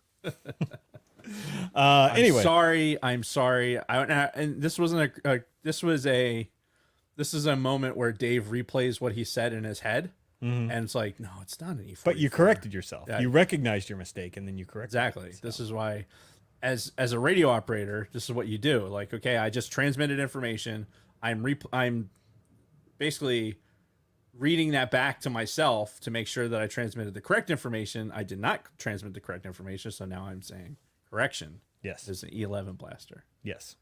So anyway, Bong Percusso's playing away, and we get to see our Bix again. Unfortunately, she's being carried back into the interrogation room because they're not done with her. It's looking a little rough. Yeah. Number one's looking like number two. Yeah, right she's now. she's seen better days, not through no fault of her own, obviously. Oh, but obviously, yeah, they start asking her about listening to doves cry for however long. Yeah, and they so they know that she introduced Cassian to the guy that they know as Axis, Right. Luthen, the person who's funding the whole rebellion or who's organizing it, and they bring her in and they put up a hologram of this Anto Krieger who we've never actually seen before, but now we see his hologram and they're like, "Is this the guy you introduced fucking Andor to?" And we never got to see what her answer was either. So She just started crying. yeah, So, and the guy looked like he was feeling sorry for her. I guess I don't know. She went back to her circle, which was good for her. Yeah. it's a good technique. indeed it is. And then we go back to Mon Mothma, whose daughter is apparently a Chandrilan zealot, because she like heavily believes in these old ways of the Chandrila people, which is the child bride, the fucking all these. The nighttime is the right time. Yeah, as they're like fucking chanting in the fucking room. That I'm like, I got to turn this up because I was trying to figure out what the hell is she chanting. What is Val saying? Yeah. Like, and I had to like rewind this a couple times to try and figure out what the fuck was exactly going on. Yeah. Well, and one of the things that I do too, because I've mentioned this before, I'll watch it one time with Kristen. I won't take notes. And then when I watch it a second time to take notes, I also turn on the closed captioning so I can see all of the dialogue. Because it's a lot of people in the show have a lot of thick accents and they talk fast sometimes and it's hard to catch exactly what the fuck they're saying. Inigo Montoya. Yeah, so Killed my father. but it's not just him. It's Prepare to die. it's a lot of people in the show. So, I turn on the subtitles and I catch a lot more when I do that. So That's something to think about. That's valid. I tend to only watch these one time through. Probably should save this for the end. Okay. I'm gonna save it for the end. All right. Never mind. So, Put a pin in that. but yeah, this is just another powerful scene when you mentioned Vel comes into the scene and she's talking to Mon Mothma and she's like, "What the fuck? What the fuck's going on?" And Mon basically like fucking pours her heart out to Vel, lets her know what the fuck's going on. Right. She's short all this money. It's like, I'm in deep shit. Yeah. Like, yeah, she got fucking tears in her eyes and she's like, I fucked up and now my daughter's involved in this and I'm about to marry her off to this fucking gangster's son. Right. And yeah, so just another fucking powerful scene. Very well done. Yeah. By Genevieve O'Reilly. I think that's the actress who plays Mon Mothma. yes. Yeah, good scene by her, man. She's killing it. I don't fucking know. I don't have any idea. Yeah, then we fucking flash over to goddamn Cyril Karn and his fucking mom. We can't get rid of these fucking people. Nope. Oh my god! And he gets a call from his portly assistant from the first three episodes. It's his fucking sergeant. Yeah, the sergeant guy, and we actually have a pretty funny exchange between these two because the signal's all shit, and he can't understand what he's saying. He's like, "Oh yes, sir, yes." He's in the foundry. Yeah, like, it's like, okay, this is when you chose the call in the middle of fucking God. What the fuck? Yeah, and then like the signal's cutting in and out, and basically he tells him that Andor's mom died, and that he's most likely gonna go back to fucking Ferrix. So that means Cyril Karn is on his way back to fucking Ferrix. Gonna steal some money from mom. Yeah, goes into her little jewelry box. Yep. And steal some credits. Waits for mom to leave. Like, just like, oh god, this fucking guy. I swear to God. I mean, but he has to be there, right? He has to it has to come full circle. Yeah, because he's got that weird obsession with Cassian and this new obsession with fucking Deidre. Like, yes, I need that ass. I need that hot blonde ass. Yeah. Like me some interrogation. So Andor, he's back on fucking planet Miami, getting his shit back. Then we go to Luthen and fucking Saw Gerrera. So this is when Luthen goes back to Saw. And now the first time he went, he was trying to get him to work with Anto Krieger. Right. Now that he's here, Saw's like, okay, I'm in after all. I'll meet up with Krieger's guys. And Luthen's like, so about that. They're like, no, you're too late. Yeah. So I was like, what? You mean too late? What the fuck? Mm-hmm. and you have a great exchange. And I'm on record as being not the biggest fan of Saw Gerrera, the Right. character. And even like I have to admit, this scene was fucking great because when he finds out, he basically figures out through the dialogue, he's like, "You've got a fucking insider on the ISB." Right. And he's like, "That's why you're giving this fucking guy up," because he tells him about Krieger and the trap Right. that they set up. And It's like, you're willing to sacrifice him, and Luthen's like, yeah. yeah. And then he's like, "Well, fucking And what?" not you. Like basically, it's like, yeah, I'm willing to not sacrifice you because I could very easily let you go headlong into this fucking trap. Yeah, yeah, Or you could fucking stay here, be a part of the cause, and fucking help me out. mm-hmm. Or you can fucking be a shithead. Yeah. And get high on fucking dental oxygen or whatever the fuck it is that you're doing.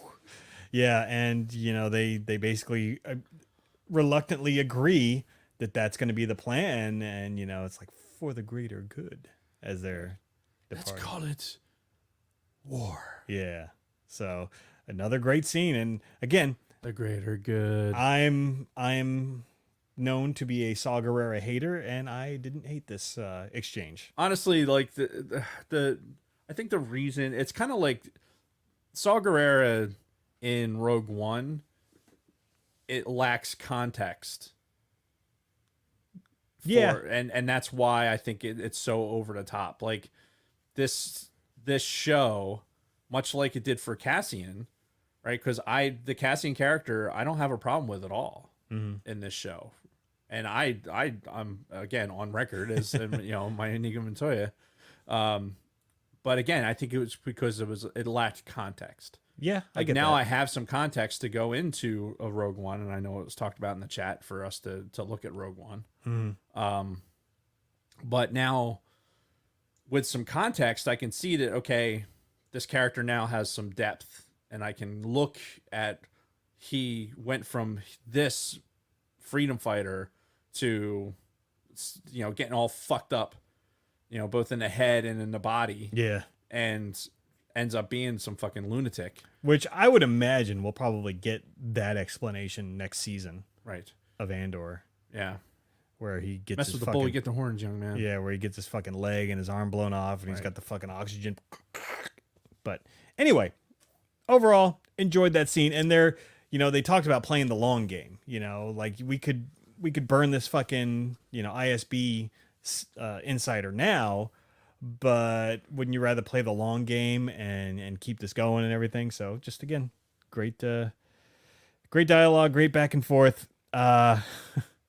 We had the scene where Karn steals credits from his mom. Then Luthen calls back to his girl on Coruscant, and they have this very clever coded exchange where he's like, "Oh, did you meet the buyer? I did, and it was a very expensive exchange, and blah blah blah." And he's Right. like, "What about the other piece of art that's in play?" And she's like, "Oh, well, it's definitely still in play, and it's the chances of acquiring it are very high right now." So it was coded, Yeah. but- Code. He's on fucking Ferrex. yeah. Code. Yeah. Like, straight from Megamind. So obviously that's where Luthen's about to head, but he gets rolled up by the Empire Excuse me. as he's trying to get out. That same fucking Star Destroyer looking ship that I think we saw in Rebels for the first time. That's got the fucking dishes all over it, Right. For like the communication Like, jamming. looks and like the- a Russian fucking communications trawler that'd be out in the Mediterranean spying on people. Yeah, so they tell Luthen like, "Hey, we're gonna go ahead and put you on our tractor beam, and we're gonna board you, and just comply, just go with it." And he has got the fucking coolest anti-tractor beam. Oh god, what's the name of that? Countermeasures, Right. that I've ever fucking seen. Basically, he's got these fucking massive projectiles that just shoot out. like flechettes almost. It's Yeah, just like, and it fucking shreds that fucking tractor beam dish. That was pretty fucking yeah, sweet. it's just here. This is mechanical, like not something that you can protect with a shield or anything. Like, here's this mechanical element that's going to come, like, here it comes. yeah, like 1,000 massive razor blades just coming right at you. And So they're suck on the these bridge in. going like, the fuck. Yeah, Like, hey, we lost the tracker beam. I'm like, yeah, I know. So they send out the TIE fighters, which I'm sure you love that initial scene as they're like, yes. "Rrrr," Yep. and you see the fucking pilots in there. And Yep. Luthen makes short work of them, though. Yeah. Between his pretty awesome gun and his wing lightsabers, apparently. Yeah. That was a little weird. yeah. Where he's fucking flying, he's shooting the shit out of him, and then all of a sudden, bzzz, two fucking lasers shoot out the sides of the fucking wings, and he whoosh, spins and fucking chops the two ties in half. Yeah. It's like, wow. Like, why? That was unnecessary. Like, what did this craft double as, like, I don't know, they used it to cut down trees around power lines or something? So they Yeah, I needed don't know. fucking lightsabers around the edges? I'm telling you, dude, he's got like fucking Kyber in those goddamn wings, and That's a hell of a craft. yeah, Oh, I wonder, is there a Lego for that? I bet there will be. Mm, I bet there will be. it will be mine. Oh, yes. It will be mine. Yeah, so he eventually, yeah, like I even have written in here, what the fuck? Ship sabers? Question mark? Exclamation point. Next scene, fucking, we're back on Ferrix, and one of Cassian's old friends, Zan, answers the phone, and it's Cassian on the other side. And, you know, Cassian's just like quickly trying to be like, hey, give my mom this message, blah, blah, blah, blah. And if Homeboy had stopped and thought about it for half a second, he wouldn't have told Cassian shit about his mom. But instead, he's like, dude, your mom's fucking dead. Basically ensuring now that Cassian's going to make his way to fucking Ferrix. Right. So he did the Empire a favor with that one. And then Cassian and fucking, what's the guy's name? Marsha? Smoochie. Smoochie. Cassian and Smoochie decide to split up on Planet Miami. Basically saying, you know, people need to know what the fuck happened. If we split up, that's doubles our chances of getting the word out. Yeah. Here, I'm not going to hand you money. I'm just going to hand you this blaster. Yeah. There you go. Yeah, I know, right? What about all those credits in your fucking pocket? No, here's this blaster. I need these. I Yeah. need these. Here. You use this blaster to get more credits. Right. Like, that's how this works. Yeah, go into that alley when somebody walks behind there. Remember how you got into jail? Well, go do more of that. Right. Try not to get into jail this time. Yep. And I wrote the last note for this episode. The music just shines once again. Every episode, man, the music just continues to impress me. And I will say that last scene where Smoochie gets away, I legitimately thought that Andor was just going to take him out. Oh, really? I really expected, because the cold-bloodedness of how these characters have to deal with their loose ends. Mm-hmm. Like, I just had that feeling like, oh yeah, he's like, oh, we need to go separate ways. I'm like, yes, we do. And then he turns around and says, blip, blip, and fucking takes him out. Like, and okay. I'll take my blaster back. Thank Yes, you. thank you. I'll put that was my backup. Yeah, not so much though. But you could tell they had formed kind of a bond in their prison experience and their escape. So The more you try and correct this with whatever the name is, the more we're not going to say it right. yeah, I know. Have you not? We've been doing this for what, 5 fucking years now? Getting close to 6. Yeah, this is like This is how we do this things. is how it is. Yeah. So anyway, do we need a break or anything before? Oh, look at that, man! I see us. We're like this, man. Yes. So all right, before we get into the final episode and then get into our final thoughts on the season as a whole, we're going to take a very quick break. Yes. And be right back. Yes. After this quick word Yes. from our sponsors. Yes. All right, this is the point in the show where I go back and look at some of the chat and see what I missed. Good luck with that. Mushu. Yeah, that's the guy's name, Mushu. Like from Mulan. I like Mulan. The real Mulan. Not that live action shit. With my girl Ming Na Wen. All right. Scroll all the way back. Looking at some chat. All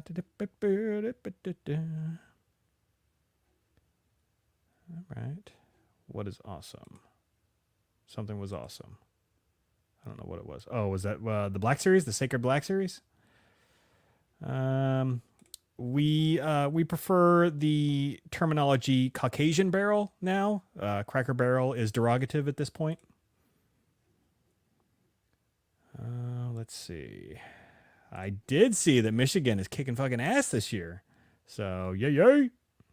See, Michigan Vader still got his hat on back here.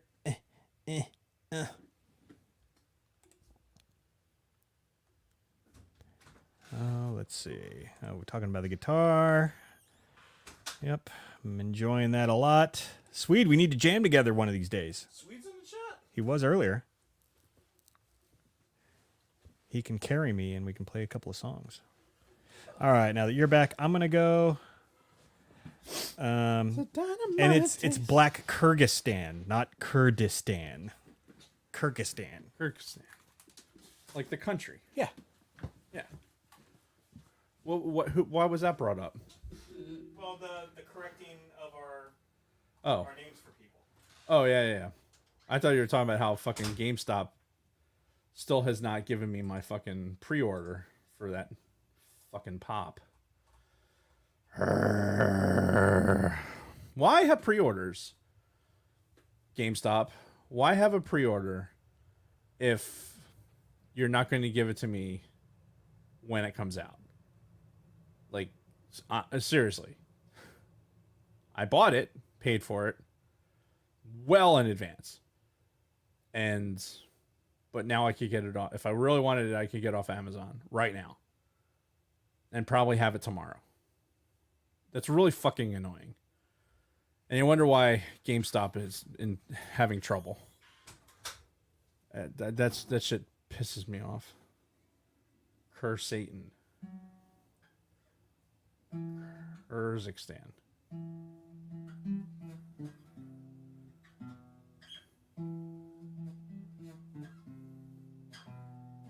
Wonder if everybody can hear that. I don't know if it was loud enough. Gonna find a mouth.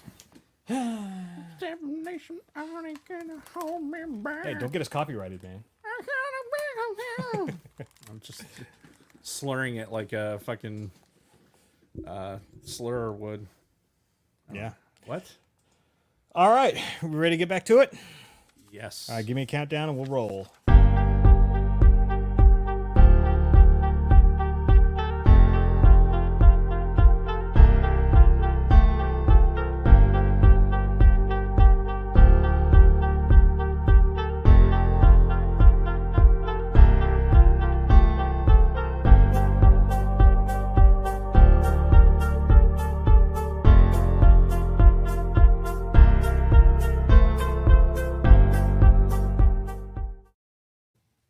And we're back. So, episode 12, the finale, Rick's Road. Rick's Horror.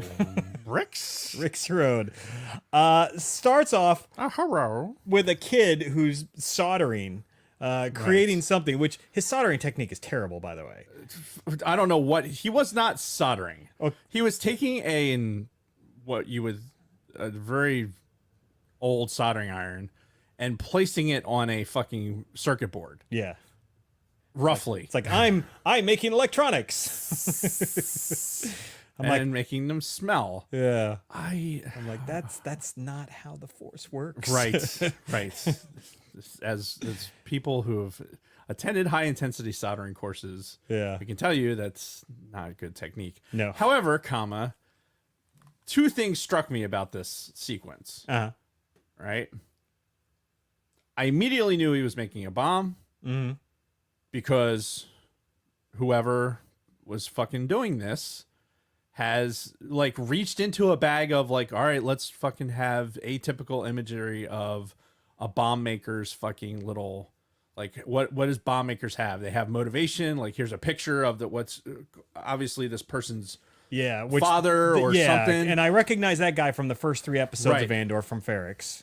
So we got, here's the motivation, and then there's some sort of device. Like, okay, it just immediately struck me as like, okay, this kid's making a bomb. Yep. Right? What I thought was in slightly poor taste was he seemed to have a bit of a, I don't know, like his ethnicity leaned towards somebody who may be more inclined to be in a bomb making capacity. Like, at least as a stereotype. As a stereotype. Yeah. Am I the only one? Am I the only one that like That made that did not cross my mind. I like all these things happen like rapid fire in my brain when I was watching the beginning of this. I was like, okay. So the kid's making a bomb. Kinda looks like somebody who would make a bomb. Yeah. All right. I'm just gonna sit here with these thoughts and get through this. And then wait until we do the podcast, and then just put your thoughts out there. The Irish potato knows what a bomb looks like. Who doesn't know what a bomb? Oh, that's right. Your people were they were doing a lot of bombing and terrorism several years back, right? Oh, sidebar. Jason, don't start talking about things that are going to get you in trouble. Well, you talk about like the stupid shit you see on the internet all the time, Right. The virtue signaling is strong on the internet, and you see You're these, kidding. and you see these articles by these like mainstream news organizations that they always try to shove the shit in your face, and Halloween is always one of their big one of their big periods where they love to just make people feel bad and like, oh, if you wear this costume, you're clearly the worst human being that's ever existed. Right. Well, so I saw an article this year. Was it a French maid outfit? No. So like they weren't talking about costumes this time. They were talking about the music you listen to at Halloween. And they're like, please don't play the Cranberry Zombie at your Halloween party because it's got zombie in the title and you think it's about Halloween. It's really about the struggles of Northern Ireland and the blah blah blah blah. And I'm just like, shut the fuck up. All right, so we're gonna continue. We're gonna along this same ilk of this sidebar. Mm-hmm. So I'm watching the football games, between Thanksgiving and yesterday, and there's a commercial on for your car, the one you Bolt? The one you drive currently. Yes. Great car, by the way. And it obviously is catering towards like the beanie wearing, like it is very like, I'm going to target this audience. Like, Oh, whoops. How dare you? yes, that fucking audience. And it's like so obvious, like fill the car up with hippies and like make them even look a little dirty. Like make them look a little dirty, like they've been outside for a little too long. Like a white dude with dreadlocks. Looks like he hasn't showered in 3 weeks. Like a girl who doesn't shave her armpits, and like get them all in the car and like make them look like they look like people who aren't used to enjoying themselves. They're used to like hating on everything. Hippies suck in every galaxy. Right? Like I saw this commercial, I was just like seething with fucking just God. Like are we?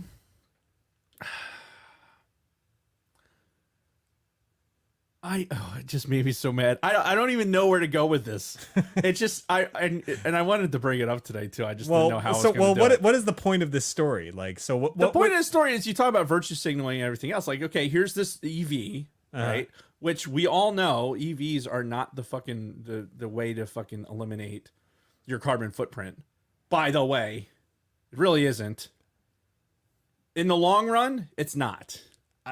We'll table that portion. It's not. Let's table that portion of the discussion. What is your Jesus Christ? What is your ultimate? These are the same people that are in this fucking car, like looking like they're uncomfortable having a good time.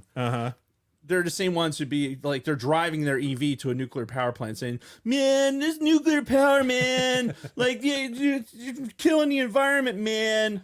Let me go get on top of my fucking lithium battery and driving around and get in my coal-powered fucking car and recharge it, man. Wait, did they really go to a nuclear factory in the commercial? No, they did not. But I could see that's where they're going. Otherwise, why would they be so happy with So themselves? I'm still trying to figure out why you brought that up.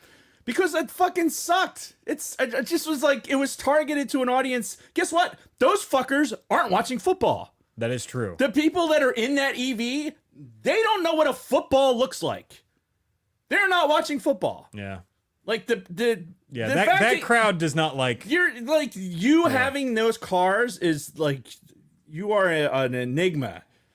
Like how, like there's a level of nerddom And then there's these idiots, and they're just fucking what they depicted in this fucking commercial. Just irritated the shit out of me. Like, why are you playing this during the football game? Yeah. Like, they're not watching football. Like, and the adults that have kids that are looked like that, they're annoyed that their kids look like that. So you're not helping them fucking get to buy that car. In fact, they're going to go and find, like, can I go get a diesel? Let me go find a diesel that's going to just pour more fucking just fucking pour smoking shit into the atmosphere. How dare you? Yes. And then I'm going to go to China and make sure that they pour more fucking pollution into the sky. So Deidre arrives on Ferrix, and immediately the guy that she put in place is the fucking whatever, the prime minister or whatever he wanted himself. Remember when, like, several episodes ago, he's like, "Can I be the Chancellor or some shit?" She's like, "Yeah, you can take. Can the I be fucking the president." Burger King? And she's like, "Yeah, I don't fucking care. Just whatever, go." So he like greets her and he's like, "Oh, well, we're just about to have dinner." And she's like, "No. I'm just gonna fucking I'm gonna change into my disguise and we're gonna walk around the town." My disguise. Yeah, which in Star Wars, by the way, clearly in Andor, a disguise is a cloak and a hood. Right. That's you're everybody's invisible. disguise. That's Luthen, fucking Right. Deidre. And the best part is, like, Luthen, when he's wearing that disguise, fucking, you got Andor in the clock tower, like, with the fucking binoculars. Oh yeah, because Hey, look, it's Luthen! Yeah, because he sticks out like a fucking sore thumb. Oh, look, here's me.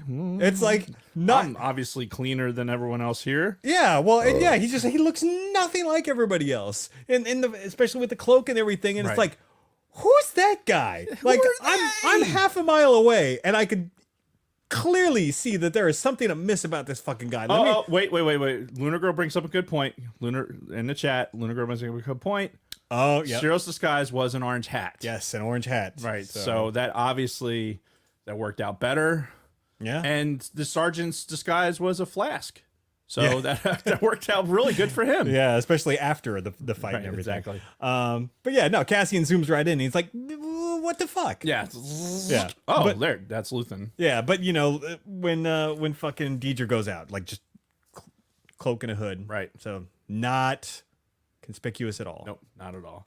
Probably wearing the same ISB, highly shined ISB boots. Right. Oh yeah.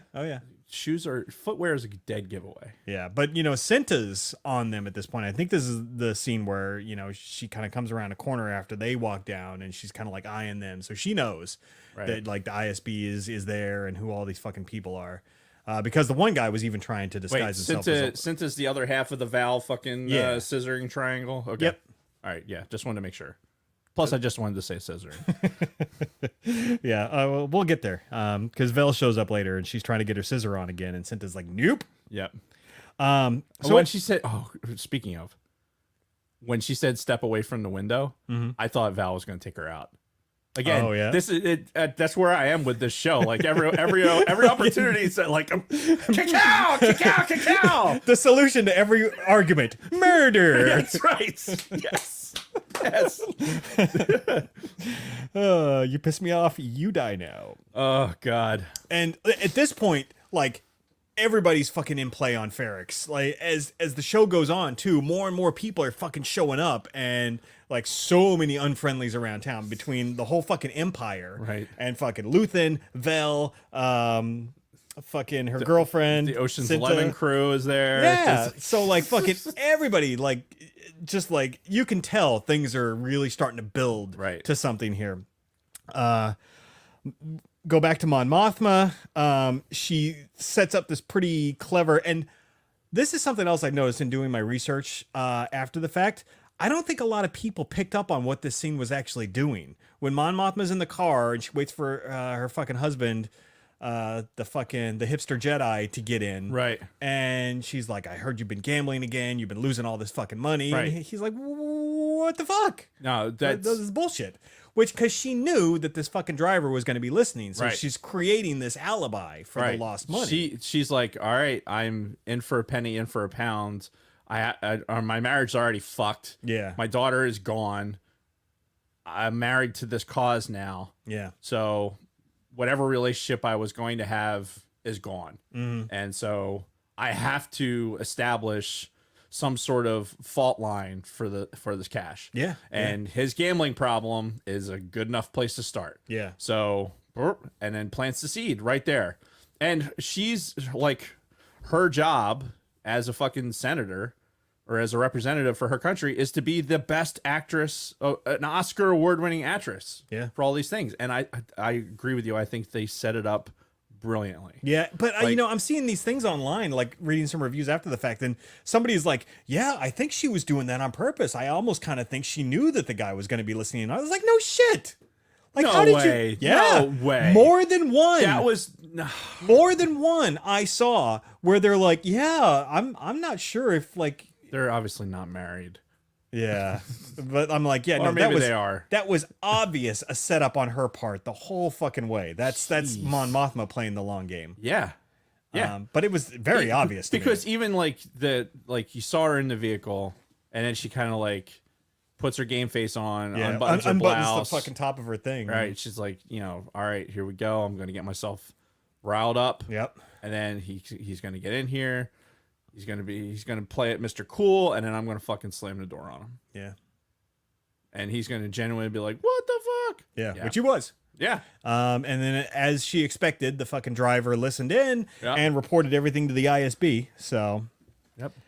Yeah. Good. Everything scene. is going as I have foreseen it. And she mentioned Canto Bite. She's like telling the dude, Right. like, if you want to go gamble and get your fucking shit on, go to Canto Bite. Don't be doing it here in fucking Right. Coruscant. Made my butthole twitch just a little bit just hearing Canto Bite. Yeah, so that's No. that's 2 sequel trilogy references we've mentioned so far today. Oh god. This is when Vel is in Cinta's fucking hotel room. Like, she's sitting there waiting for Cinta to come back. Cinta comes back, fucking looks over, she's like, oh, you're here, and just like no sells it completely and just walks right to the window back to her fucking binoculars. Right. And Vel's like, yeah, it's good to see you too. Right. And this is where Dave was like, murder. Yes. Like step away from the window. Yeah, but Like- no, man, she, Vel again is looking to get her scissor on, and Cinta's like, not happening. Like, we've got a bunch of shit going on here. Fucking ISB just showed up. Fucking everything's going down. And you can tell Vel's obviously, you know. Well, and I think the tone of it that I got from, honestly, for probably, I don't know, for I guess these 3 episodes. I don't know when I picked up on it, but I genuinely think that Vel isn't sold on the idea of taking out Cassian. Yeah, no, she kind of like has that look on her face every time it's brought up. Yeah, like, she's fuck, do we really like, have to? Like, how do it? Like, he was useful. Yeah. Right, and he didn't have to spare her. Right, he could have very easily taken her out, taken the cut, taken everything, and left them for dead. Yeah. Right, and left the rebellion and everything else for dead, but he didn't. Yeah. Right, and she's looking at it that way, whereas everyone else is there. All right, He's just a loose end. This is the operation, and this is where we are in the operation, and he is outside of that. Yep. So that has to be eliminated. Yeah. And she's, Well, yeah, and she spent all that time with him too on Right. on fucking Aldani.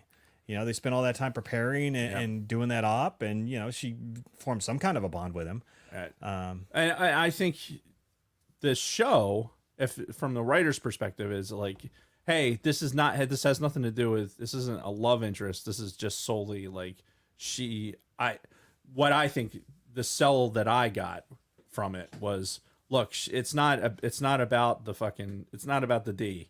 No, It's definitely not. It's 100% about like he has value to the rebellion, and she doesn't want to eliminate him. Yeah. And so even so much so that like I think that she's trying to work on getting her scissor on to take her eye off the target, because she knows old girl is like, fucking, this is my task.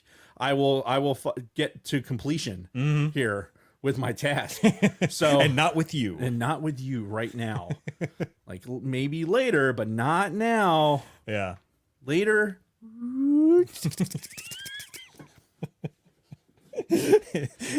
You really took it over the top with the sound effects there. Well, you gotta sell it. Whew. Anyway. So Cassian's back on Ferrix. Right. He just shows up in the middle of the fucking town. And he's just walking the streets. Of course, it's dark, and he's Hello. he's being a little stealthy. Right. But he jumps the fence to Bix's place, and she ain't there. But Shocking. yeah. Well, he didn't know that, and he finds out through the guy that was there, another friend of theirs, I guess. That she was taken, and Old man McCreevy. Yeah. You know, who's protecting the fucking old carnival or whatever the fuck. The guy gave me a weird vibe. yeah. That fucking old dude. And during this sequence, he has another flashback of his dad, because I don't think we talked about it, but when somebody from Ferrix dies, they I guess they cremate him, and they turn their fucking ashes into a brick, and the brick they use to build one of the walls in the city. And Cassian finds the brick that his dad, or his adopted dad, was made out of, and he has a little flashback of his dad teaching him some scavenging techniques. It's like Right. Doing some actual soldering and cleaning as opposed to what the bomb maker's doing. But yeah, that was a good scene. Seeing that flashback, and he was basically talking about people just want to buy something new, or you can take older stuff, clean it, fix it up. It's cheaper, it's better, Right. and yeah, it's just Got all these credits just sitting here. Yeah, it shows that, hey, look, this is Cassian had what it wasn't just this calculated cold, had this cold-blooded streak in him. He had, oh, I thought I dropped it. Sorry, squirrel. No, he had this passionate side about like his parents, his adopted parents. Yeah. That took care of him. So, took care of him. well, I mean, it's his fault. Yeah, I mean, ultimately, yeah, for sneaking into that ship. right? But Well, I don't know if it's his fault that the dad died, but it's definitely his fault that the mom ended up dying. I mean, old age, maybe, but if she had gone with him, then maybe. Like, stress kills you, right? And him Allegedly, fucking yeah. bringing all this stress down into town, I'm pretty sure that fucking didn't help her. But at the same time, he did what she asked. She told him to get the fuck out of here. And, Right. She was gonna fight her way. But anyway, put a pin in the whole Cassian's origin and his parents and all that, because I want to wrap back around to that after we get through I'll this bet episode. you do. So now we've got Luthen arriving on Ferrix. Why couldn't it just be Luther? Like Lex Luthor. I mean, the Luthen throws me off every time. Yeah, Sometimes the names, I don't know. because Star Wars. But anyway, Yeah, but you can feel like on the streets things are building. It's like flashing to all these different characters like that we've been seeing throughout this fucking season, and they're all converging on this fucking Right. this one area on Ferrix. We flash back to the ISB. The drivers reporting to the one guy, and then they also are watching as Anto Krieger's fucking crew is all killed. right. And Deidre's pissed because she wasn't there and wasn't a part of it, and she wanted prisoners, but they just fucking killed Right. everybody from Krieger's crew. Yeah, the guy, the comment was made like, oh, yeah, he's talking her down. Yeah. Right. Then he was enjoying that, the fact that she was upset. And then the old guy told her, like, look, this was a direct response to Aldani. Right. The Emperor will be pleased. We fucking killed 31 fucking rebels in this raid. It's over, Right. you know?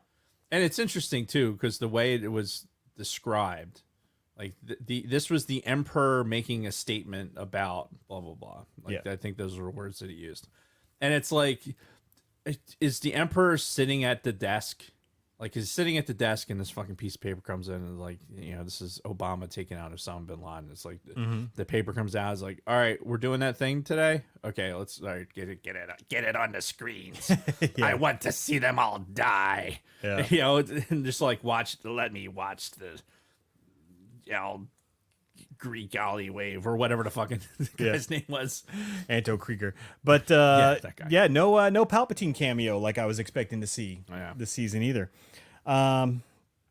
So Cassian has a meeting with his buddy Brasso. That's the big guy, Right. the big friend of his underground. After not just for polishing brass. right, after they kind of tricked the ISB because they were following Brasso because they knew he was one of Cassian's friends, and then he did the old switcheroony. Yeah. And they're like, "Fuck." Codename Big Guy. Yeah. And they have a meeting, and he tells Cassian where fucking Bix is, and Cassian's like, I'm going after her. You take care of Mom and her funeral. This is Sad Monkey says this is where Christmas is mentioned. Christmas is mentioned. Yeah. I missed that. There was a Andor? conversation. Yeah. Apparently this is like one continuity thing that they were talking about. They said something about Christmas. So Huh. we'll have to look for that on rewatches. Yeah. Can somebody give us the exact quote? Because that does not sound familiar. Anyway, and now, I prefer to trust Sad Monkey, but you know. no, I do too, but I'd like to see the quote just for my own purposes. I'm like, I don't remember what scene that was in. Anyway, Karn and his crony have arrived. They do the whole hat swap scene as they're on the Right. fucking public transportation, which talk about the most just sad, pathetic character. Fucking No, that's Cyril Karn is just like the. And then this fucking guy, his sergeant, who just like blindly comes with him even after they both lost their fucking jobs and everything. He's just like, I'm still with you, boss. It's like, Jesus Christ. And then Bong Percusso starts playing again. As we start the funeral, we pan by the marching band, you know, warming up their instruments. Right. And it's like actual fucking flutes and horns and drums. And it's like an actual Earth marching band, but the instruments are obviously slightly different. and right. whatnot. But the sounds are somewhat the same. Oh, yeah. And the big thing about this is it's early. yeah. Right? Everyone's caught off guard. Well, everyone being the Empire. Yeah, exactly. Is caught off guard because like what's happening right now? Mm-hmm. This isn't supposed to be starting yet. Yeah. So everyone's thrown off for the timing. So now they're like, all right, fuck. Just something's different. Show of force. and, you Yeah, know, get everybody on the streets. And Yep. yeah, so they hold on. When the ISB is talking about how easily the battle with Krieger was, one of them says it's Christmas. Son of a bitch. Yeah, I'm gonna have to go back and look at that. We'd probably get a copyright strike if I just pulled it up now. Yeah, it's we can look at it.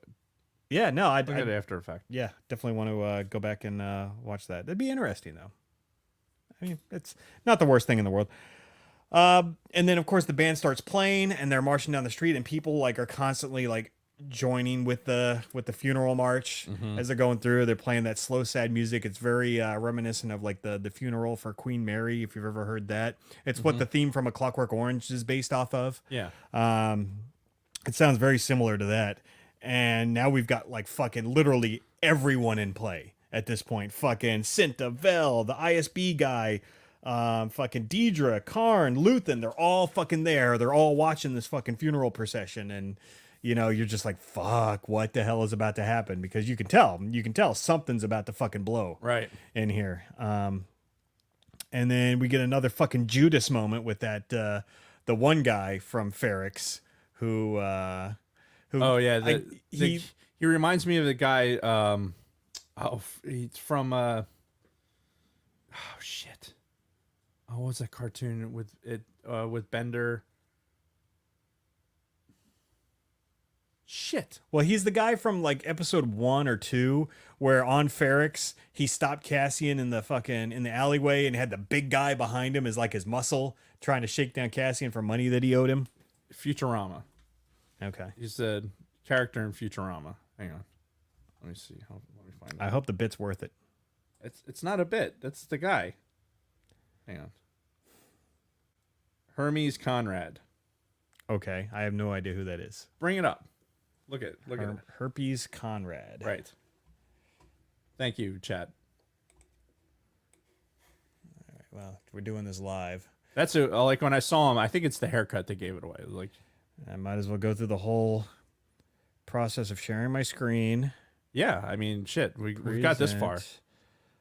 Share screen. We definitely have to talk all the way through it so that. Yep. So truncated silence takes out none of it. Right.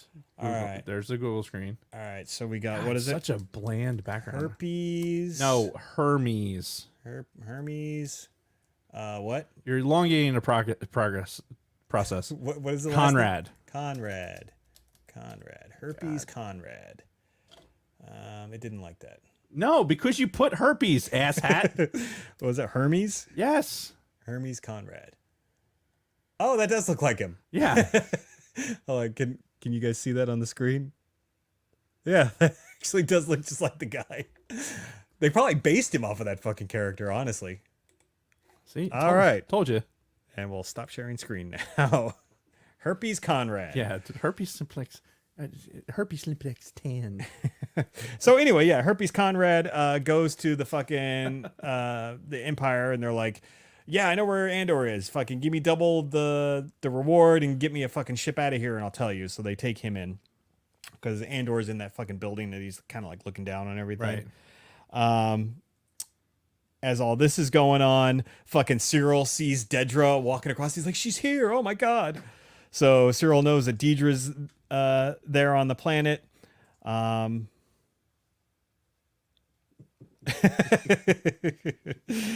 I've heard some of those conversations. And they get to another point where the band stops and it merges with another crowd that's kind of like coming from two different walkways. And then they change the fucking the music that they're playing to a more upbeat, kind of faster pace as they all start walking as one big collective into the middle of this fucking town square. Starts turning into a Les Mis fucking thing. Yeah, pretty much. And, you know, you got the Empire right at the other end of this fucking road with all their blockades and everything. And they fucking go and they stop. Fucking got the brick. B2 comes out. Hologram. Boom. It's fucking Marva. Right. Or Morva. Vulva. Marva. Dolores. Yeah. So, and then she gives basically her own funeral speech. Right. And it's this powerful fucking rebellious speech about the Empire and how it's kind of like a slow rust or like a darkness at the core of the galaxy, you know, that's taken over everything like a slow rust. And yeah, it just gives us another great fucking powerful monologue that we've seen over these last few episodes. You know, just add this on to the other ones that we've seen, and it's just really fucking good. Until the Empire is like, nah, fuck this. And enough of this. Yeah, they throw the fucking thing over and knock over fucking B2, and that's when shit gets real. Fucking homeboy, the big guy, takes the fucking brick and starts bashing these fuckers in the head with it. Takes Marva's brick and starts just braining people with it. Yeah, it's like, God damn. Like, yes, exactly what she would have wanted. Yeah, exactly. Like, get the blood of fucking the Empire all over the fucking brick. Yeah, and this is where basically the fucking riot starts. They bum rush the fucking Imperial blockade, and it's leading to all kinds of fucking chaos. Something in Marva's hologram that I caught, which I guess I could have deduced this from stuff mentioned in previous episodes, is she mentioned apparently she's from Ferrix, whereas when we were first introduced to them, when they fucking took Cassie and they're like, oh, I'll take that little boy. Yoink. Right. I just kind of assumed they were like drifters, like scavengers and drifters. They go from planet to planet. I didn't think Ferrix was their home. But apparently it is. Like, you know, she mentioned in the hologram, oh yeah, the first time I held a funeral stone when I was 6 years old or something like that. So obviously that's like her home base. Right. But yeah, and this whole thing with the daughters of Ferrix, like, this obviously has like a much larger meaning, you know, throughout this entire planet. That the Empire really doesn't understand, like, how powerful that is, like how many people this is really going to rally. Yeah. Like they're kind of missing the underlying tone of what the daughters of Ferrix are. It's get kind of like it's just this thing called the Sons of the Revolution. I can't imagine what that's about. Yeah, well, the first thing I thought of was like Freemasons and things like that. You know, that's nothing. It's nothing like that at all. I don't know what you're talking about. Okay, whatever. So yeah, this is where Cassian goes in. He fucking finds Bix. Still not looking so hot in her fucking jail cell. Yeah, she's like post-COVID right now. Yeah, she's seen better days, but he's trying to get her out of there. Then the kid from the beginning takes that fucking bomb that he made, fucking chucks it at the Empire. Yeah, he fucking yeets it. blows some shit up, fucking kills fucking Judas in the process. What we say, herpes. Herpes simplex tan. Yeah, the herpes guy. Hermes Conrad. Yeah, herpes Conrad gets killed in that fucking blast, which well deserved. Yeah. Takes care of that. Yep, and that's the end of that chapter. Deidre gets into the fucking crowd and she like takes out her little blaster and she's trying to like yeah, and gets whacked in the fucking side of the head by what appears to be like a massive fucking rock, and she's like and it like fucking knocks her down and she's getting trampled, and then the fucking crowd rolls up on her, and I thought they were gonna like fucking pull her apart, because they grabbed each one of her limbs and they're like fucking They should have. yeah, Would like have been brilliant. Yeah. Like just blood stains all over the like But then our boy, Cyril Karn, Right. rolls up behind her, grabs her, throws her into this side room, and, I've rescued you. Right. And she's having some weird fucking post-traumatic Right. reaction. Like, I guess I'm supposed to thank you. Yeah, and you get this weird fucking scene with those two. It's like, Because, I mean, every scene with fucking Cyril Karn is just awkward. right. And now he's like, I rescued you. And she's like, and she's all like freaked out. And she's like, I guess I should thank you. And you're like, are they going to fucking kiss? Or is he going to like murder her? I don't understand what's going on. And then we don't get to see anything. They just cut away from it. And that's No, the end of those Because two. the next thing he starts smelling her hair. He's like, He puts the lotion on its skin. Yeah. yeah, he's a fucking weirdo, man. Yeah. Like he's. But, Nope. but yeah, that's the last that we see of those two in this episode. And they get married and live happily ever after. You know, they have a couple kids. You know, they're all fucking weirdos. Yeah, it's. I can see- all become serial killers. I can see her bringing him to Coruscant. He starts living in her fucking apartment while she's still going to work for the ISB every day. And Right. she comes home and He's Mr. Mom. yeah, but he says some weird shit, and she's like, "Oh God, stop talking. Just stop being Right. fucking weird." Yes. Stop being you. Yeah, God, what? just get down, toss some salad, and then just shut up. It's. Or she just kills him. Yeah, That's a murder. yes. Dave's solution to everything. Murder. Murder solves everything. Luthen's watching all of this shit go down, and it seems like he's kind of being affected by all of it.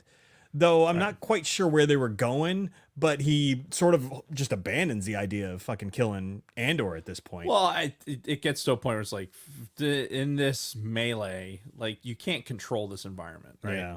Like, from an operational environment, you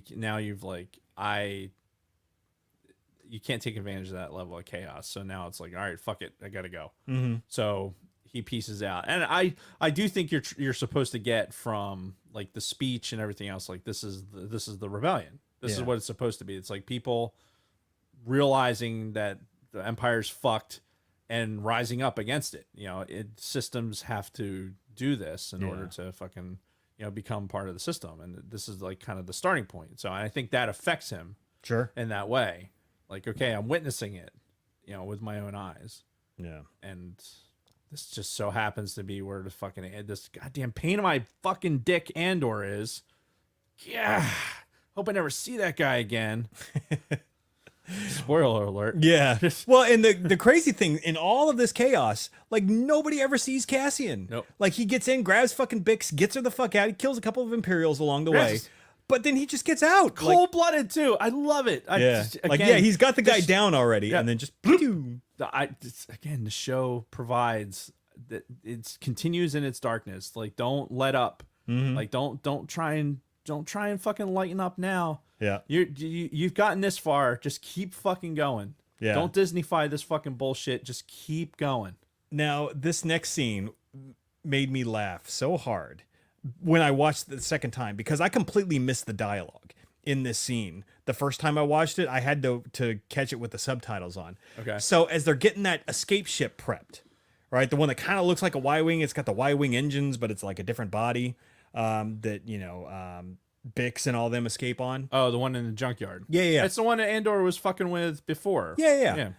So yeah, they're prepping it. They're like fueling it, and I don't know if you caught this the time you watched it, but she's like, the fuel gauge says it's empty. It's like it's full, and he fucking hands her a wrench. He's like, just go tap on the gauge a bunch of times. And I thought that was the funniest shit because as prior aircraft avionics maintenance personnel, Yeah. that was the solution sometimes that's to a the fucking stuck gauge. You pull it out a little bit, just tick, tick, tick, tick. Yep. Okay, it's going now.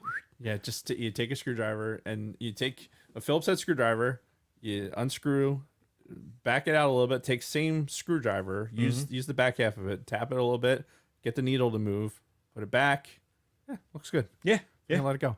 Dude, it's some of the shit you'd have one of the things I tell pilots now that have all these fucking MFDs, they're all fucking LCDs like this shit. Yeah, you can't Like- really do that with those. Now, the old school, you had glass with the old ADIs, HSIs that were fucking glass, had all the fucking mechanical flags and all that shit behind it. And you go out to the jet and it'd be all fogged over because they weren't sealed properly. So like any temperature changes, like there would be moisture in there, it would fog over. So they'd be trying to pre-flight the jet and the instrument was fogged over. So they call us out there and I'd go up and plug they had the fucking search lamps. Mm-hmm. So I'd plug a search lamp in to the fucking little cigarette lighter thing Yeah. off to the side and just hold the fucking search lamp Just melt the fucking and condensation. and just fucking just make that condensation go away. Like, oh, looks good. Boop. Fucking Nice. roll out. Dude, the shit that we would do to fucking get an airplane off the ground. Yeah. Those were the days, man. Yeah. So I could not help but fucking laugh. Yeah. At this fucking scene where he's just like tap on the gauge a few times. It's like, oh my god. Even just the fueling of it, it's just standing there going, fuck, come on. Yep. Oh, so good. And then Cassian gets Bix to the ship. And yeah, they have a good exchange. This is where B2 is like, but I barely got to see you. Right. And Cassian's like, hey, take care of Bix. I'll come find you guys. And Bix, like a little bit of life comes into her face. She actually smiles and she's like, Cassian will find us. Right. And Well, and she started to kind of come out a little bit with the funerary music. Right? yeah, because Like she was she- like humming along. Yeah, she and was then- in the window and she kind of heard the music and she understood what that meant. Like, Yeah. so you can tell it was kind of overriding some of the fucking doves crying in her head. So you could see it was starting. There was the fight that was there Yeah. for her to start coming out of it. Yep. Get to your circle. Yeah. So after that, they fly away. Cassian's got shit to take care of. Flashback to Mon Mothma because we're not done with her yet. We get to the scene where Mon Mothma and her crew are meeting up with the family of the Right. fucking other dude from Chandrila, Right. And, And we old get the girls, meeting. all girls, all about it too, Oh, man. I was genuinely not expecting to see the daughter man, I'm All, doing it. like peppy. I'm and doing just it. I'm gonna get my mans. I'm gonna get my mans and do my shit. Mm-hmm.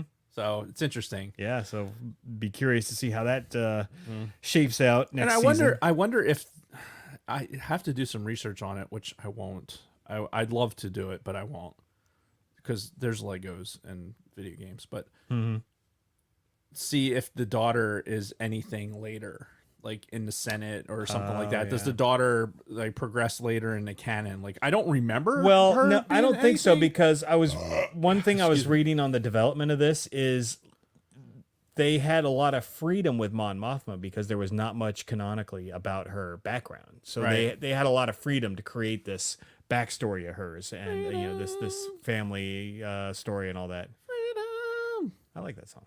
freedom. You got to give her what you take. Yeah. It's a good song. Sorry, I can't. Music video filled with hot supermodels. Right? Can't Yeah, go it's wrong. terrible. It's the worst. thing. Yeah. So anyway, after that scene, flashback to Luthen. He's getting the fuck out of Ferrix. He's like, all right, I'm done with this shit. Gets in his ship. Boom, there's Cassian right behind him. Yep. And, Cassian's like, you fucking came here to kill me, didn't you? He's like, well, yeah, you didn't make it easy, though. Yeah. And Cassian's like, fucking do it now. Yeah. And Come on, bitch! I dare you. yeah. Luthen picks up a gun. He's like, what's your angle? He's like, no angle. You either kill me or bring me in. And that's that. Yep. And then Luthen kind of drops the gun and smiles. And that's where it ends. Until we get to the post-credit scene. Right. Yeah. Right. So, but that's the end of the show proper. Right. Credits roll into the credits. see some fucking droids putting something You together. got some Matrix fucking droids fucking skittering around. Yep, and then you see one of those fucking components that they were building in the prison fit into the slot. It looks like they're on the fucking surface of the James Webb Telescope, honestly, those gold fucking hexagons Right. that are all fit together, and they're put together by those components being built in the prison. Pan out, pan out, pan out. Fucking Death Star. And those were components that were part of the fucking the dish. Yeah, part of that whole parabola of fucking dude. I love that symmetry in the story Yeah. of him building. He took part in building what ultimately was going to kill him. That is true. But at the same time, what he also stole the plans for, which eventually led to its destruction. Right. So, Yeah, I was thinking more so the thing that like, well, yeah, that too. It's basically like, oh, I'm building the gun that ultimately is going to be used to kill me.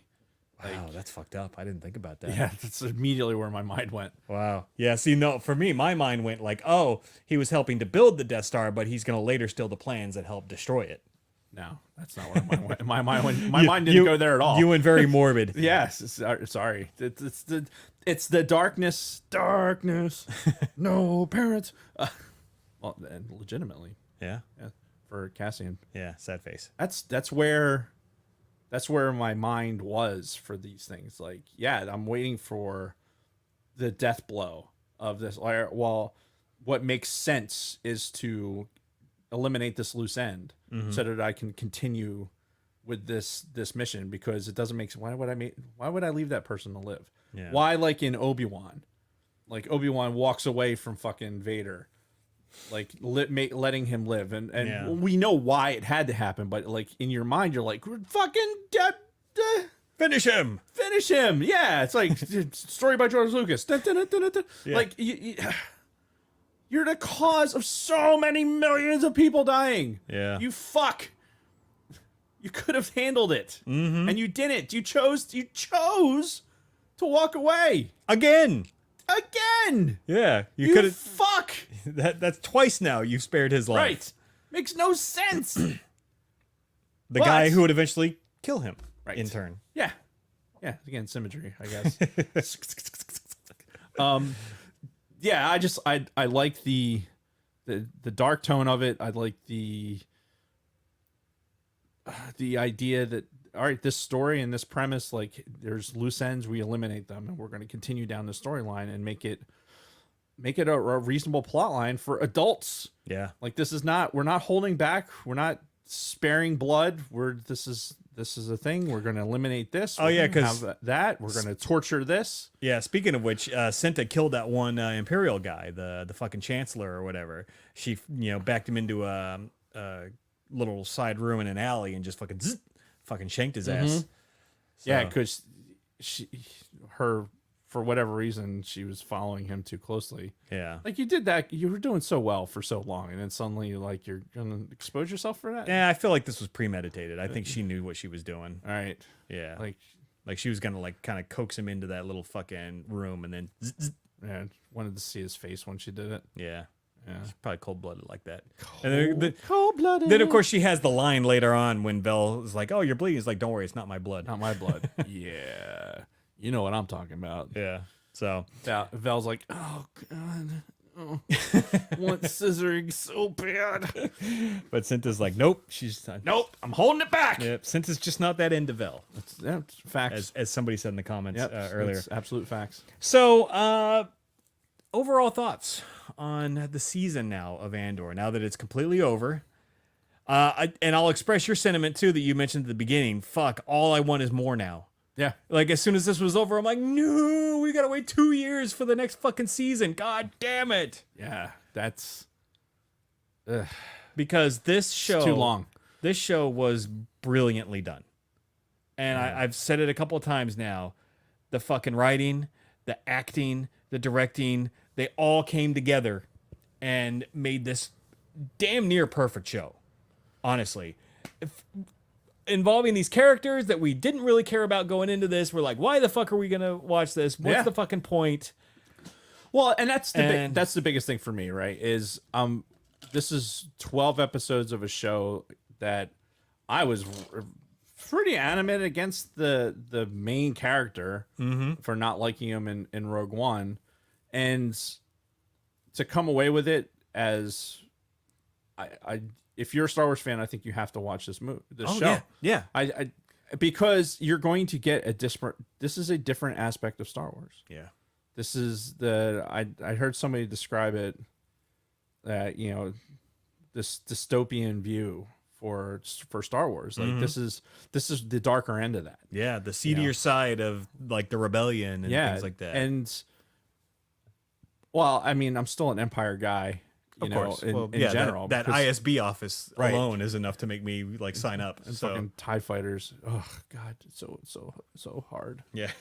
But in reality, like it was great. It was really good. I liked the continuity. I liked the tone. I liked the acting. Yep. And it was all so well done. And to be honest, if something happened where season 2 doesn't get done, that would suck. Yeah. But it doesn't. There's no like. yeah, it There's ended no open plot hole for Rogue One. You know what I mean? Like, Right. There's Like, you could- there's some things that are probably like, oh man, I wish they could have finished that. Yeah, but you could fill in the blanks in your mind if you had to. Because ultimately, you know what happens. Yeah. You know where Cassian Andor ends up. And I'm sure that they ended this season with that in mind. It's like, hey, let's end it like on a logical closure point. Like this way, if something fucks up and we can't do season 2, then it's still a complete story. Yeah, and they did that damn near every 3 episodes. Yeah. Like I said, it fucking pump faked me into thinking that after 6 episodes, it was the first season was over. And you weren't the only one either. Yeah. And I gotta say that there are some open plot lines though that I really want to know the answers to. Like, we still didn't get any more information about Cassian's sister. Remember that whole thing that started the fucking series 12 episodes ago where he's like walked into that fucking brothel looking for information on his sister? Yeah. And then that one quick scene where his mom, the last time he saw his mom, told him like, stop looking for your sister. It's not Right. going to happen. We don't know shit about that fucking planet that they came from, why all the adults were dead, what the fuck that ship was doing when it was coming in that crashed. So there's still so many unanswered questions about Cassian's origins. We never got to see a follow-on scene to remember when his dad was hanging in the fucking on the road, and you see that scene where he's walking past the body, and he's got that like fucking torch or whatever, and he's walking towards the fucking troopers. Never got to see the follow-on to that, what the fuck that was building to. So there's a lot of stuff that was left open that I want to see. But yeah, to your point, this could be over as a series and it would be fine. Yeah. And But I don't want that. I don't want that at all. Dare I say, I'm not as interested in how the Lost Boys and girls came about. Like, I really Lord of the Flies. I don't need to know how Tinkerbell fucking saves them and gets them fucking all squared No, up. but I mean, they set that up. I'd like to at least know what the fuck happened. Yeah, sure. But I'm more of how does Axis eat it? Yeah. Like, I want to see how he gets. Does yeah. he What's eat his it? ultimate fate? Right. And really, what's what the happens ultimate? to the Fondor? Right. Yeah. To that fucking ship. Right. That's because that. Like, if that ship's in the next season, then hopefully we get a fucking Lego out of it. Yeah, you might get one still out of this first season. And obviously, we need to see Bix with all of her wits about her again. Right. Obviously. Yeah, because the more Bix, the better. Or we don't. Like, again, that's another thing. Like, we don't see any trace of her going forward. So Yeah. her or the daughter of Ferrex, like the other lady. So Yeah, and we know Cassian's only got 5 years left on this universe. So and he's a busy guy. He's going to be fucking killing a lot of people in dark alleys. So yeah, so I guess like conceivably we might not see any of these people from Ferrex again. yeah, I dare I say, trust whatever they're going to come up with for a second season, because if they went through all the trouble to think through these 12 episodes to make this season complete, I would think that they're going to, the second year or the second season, they want to maintain a level of continuity with that. Yeah. And keep that going. You know what I mean? Yeah, and we need to see K2SO. We haven't seen. I think that was confirmed that there was going to be. Was that a legit confirm or was that a soft confirm? I think it was a soft because I know. So smear. Yeah. So smooth. But I think they were. I thought they were pump faking us because they like somewhere in like all of the Lucasfilm traffic, it was mentioned that the Andy Tudyk guy was not involved in season 1 of Andor, right? So I thought they were trying to like swerve us and be like, oh yeah, we're gonna actually add him in the last episode, and that's where we see K2SO. Nope, no, they didn't. No, I mean we saw the security droids in one episode, but it was not K2. So yeah, cue the Leo meme. Yeah. But no. Like I said earlier, zero mention of Jedi or Sith. We got a reference to a Kyber crystal. But yeah, like somebody mentioned in the chat the lightsabers that were in Luthen's shop. Oh, I didn't even notice that, but I did notice Padme's fucking head piece from Attack of the Clones was in his shop at one point when they were pretending to be like vagabonds and they were on the fucking ship and she had that fucking headpiece that like that went around her head and I didn't know she had anything on her head. Right, yeah. But anyway, fuck, what else was I going to say? God damn it. Penis. I was not going to say that. But I'm glad you have that on the brain. So, but yeah, no, overall thoughts, fucking phenomenal. Yeah. I want more. I want more sooner than we're probably going to get it. Facts. But we'll just have to. Yeah. To Lunar Girl's point, they were talking about the merchandising. Atypical of what's been happening with the Mandalorian. I'm sure they'll have stuff coming out late. Like, oh yeah, I have all the Obi-Wan stuff for the pops that came out. It came out like fucking shit. 6 months after the fucking series was over. Right? Yeah. It's just, I feel like they're delaying stuff just deliberately because they don't want to spoil anything. They don't want to spoil character releases. And there's going to be a Deidre fucking pop. There's going to be a fucking another Andor. There's and there is a Bix Black Series figure already, right? Pretty sure there is. Is there? Yeah, I don't think she's nearly as hot as real Bix. Well, I mean, plastic, but yeah, still. When the Pops series comes out, then yeah, obviously we will be adding it too.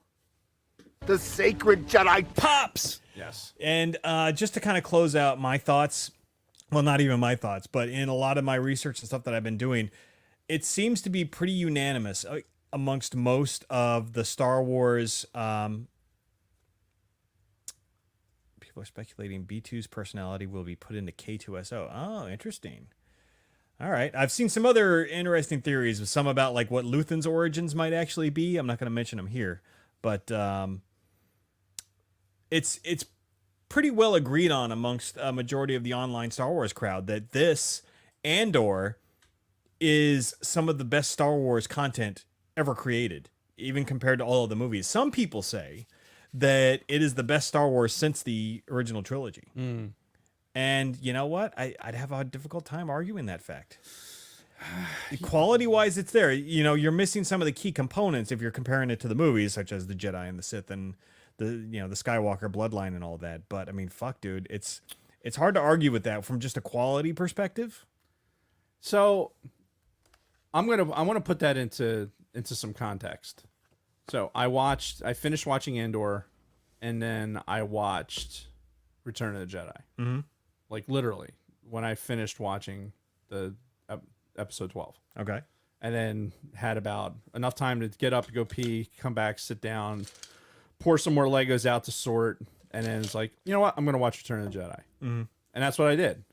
And it's two completely different things. Oh, yeah, absolutely. And I wouldn't... I don't know. I'm not in a mindset of comparing the two things. Yeah. I still think, like, when I watched Return of the Jedi just made me feel good. Mm-hmm. Andor was entertaining as fuck. Yeah. Like, I really enjoyed it. Like, it was gripping, and it had, it had grit. But Return of the Jedi, watching it, and any of the original trilogy, that's like it's reaching into something deeper. Mm-hmm. You know what I mean? Oh, of just course. like the like for the prequel trilogy, rather, for the next generation of kids that was their OG. You know, it hits something different. Yeah, and I get that. I'm just From Say- comparing it to like from a storytelling perspective, and like it's telling such a different story, and it's telling it in such a different way. It's really tough to make that comparison. Yeah. I mean, I could see why you would want to make it, but I just don't think it's appropriate to make it. Yeah, and I mean, you compare it to like other Disney Plus series. I think it's far better than Book of Boba Fett by a long shot. I think. God, yeah, Yeah, I mean, I think it's better than Obi-Wan. yeah. No, I agree, 100%. Which, you know, it's tell that to past us like a year ago at this time, and be like, yeah, you're gonna fucking love Andor far more than Obi-Wan. I'd have told you like, what? I would have said, you know, check for a gas leak because Yeah. you're obviously fucking something's wrong.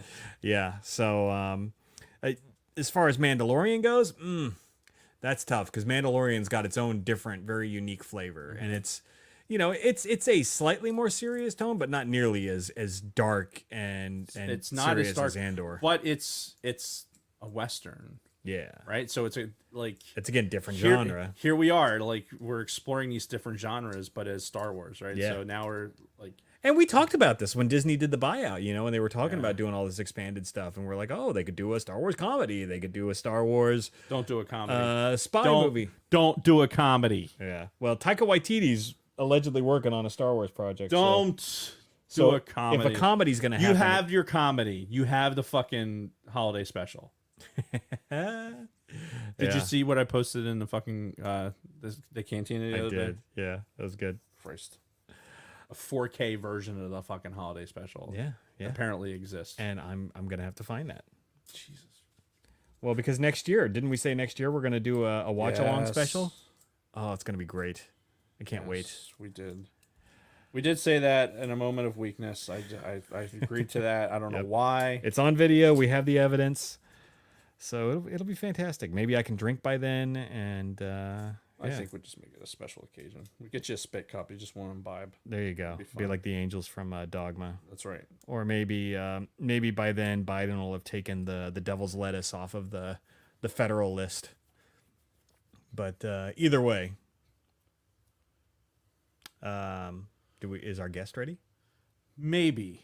Okay. But weren't we using her appearance as potential leverage to get reviews? That is true. Well, let me see if we got any reviews. Yeah. I'd hate to, you know, I don't want to use it as a paper tiger, you know, and say, hey, she's not coming out unless we have reviews, and then she comes out anyway. Right. You know, it's kind of, So, I mean, she's already prepped. So, you're saying if we don't have reviews right now, she's not coming out? I don't know. I mean, she's probably going to show up anyway. I mean, today, Yeah. but we really need reviews. Yeah, no new reviews. But technically, since we did get a mention on Twitter. mention on Twitter, so That counts. we're gonna count that one. All right. We're gonna count that one. Plus, we need her to fucking whore out the new merch on the fucking Yes. T Public site. Yeah, so. Lunar Girl's about to freak out. So, oh, hey, there she is. You said something about a whore? No, we weren't talking about you. Because I am a whore. Oh. That's my whole thing. Oh, I didn't realize you were embracing. Didn't you see the South Park episode? Well, yeah, but I'm a whore. Chocolate favorite kisses. okay, I understand that. I thought you were. That's a whore. I thought you were only whores for Ben Affleck, though. No. Like- Well, yes. All right. Obviously, that's only for Fat Batman. Yes. So anyway, how was your Thanksgiving? Good. Do you celebrate Thanksgiving in Puerto Rico? Yes. Okay, I'm not sure. I don't know what your customs are. I don't know either. I'm New York Rican. I'm not really Puerto Rican. All right, well, good. I'm glad you had a good weekend. What you got for us today? I don't know. I've got reads. All right, I well- got the reads. I gotta admit, I'm a little tired. Are you? Yeah, I stayed up and I watched the foosball game. Oh yeah, Dave made you watch it with him. Yeah, the fucking foosball. Yeah. Well, but hey, his team won, right? Yeah, you So, did. Hooray! It's a celebration. That's a celebration. Was that good? That was very good. Yeah. I'm working on my impressions. Oh, good. I like Yeah? it. Okay, good. You should see my impression of you. Oh no. Oh, No. There's no way you can do an impression of me. yeah, wait till you see it. It's going to be great. No. Not yet, though. Not yet. I'm still working on it. Oh Christ. All right. Yeah. I can only imagine. In Red 5 News, the Red 5 Network has 38 podcasts. I'm 37? Plus one. Check out bio.link/Red5. That's bio.link/Red5 to browse this amazing lineup. I feel like going slow. Slow.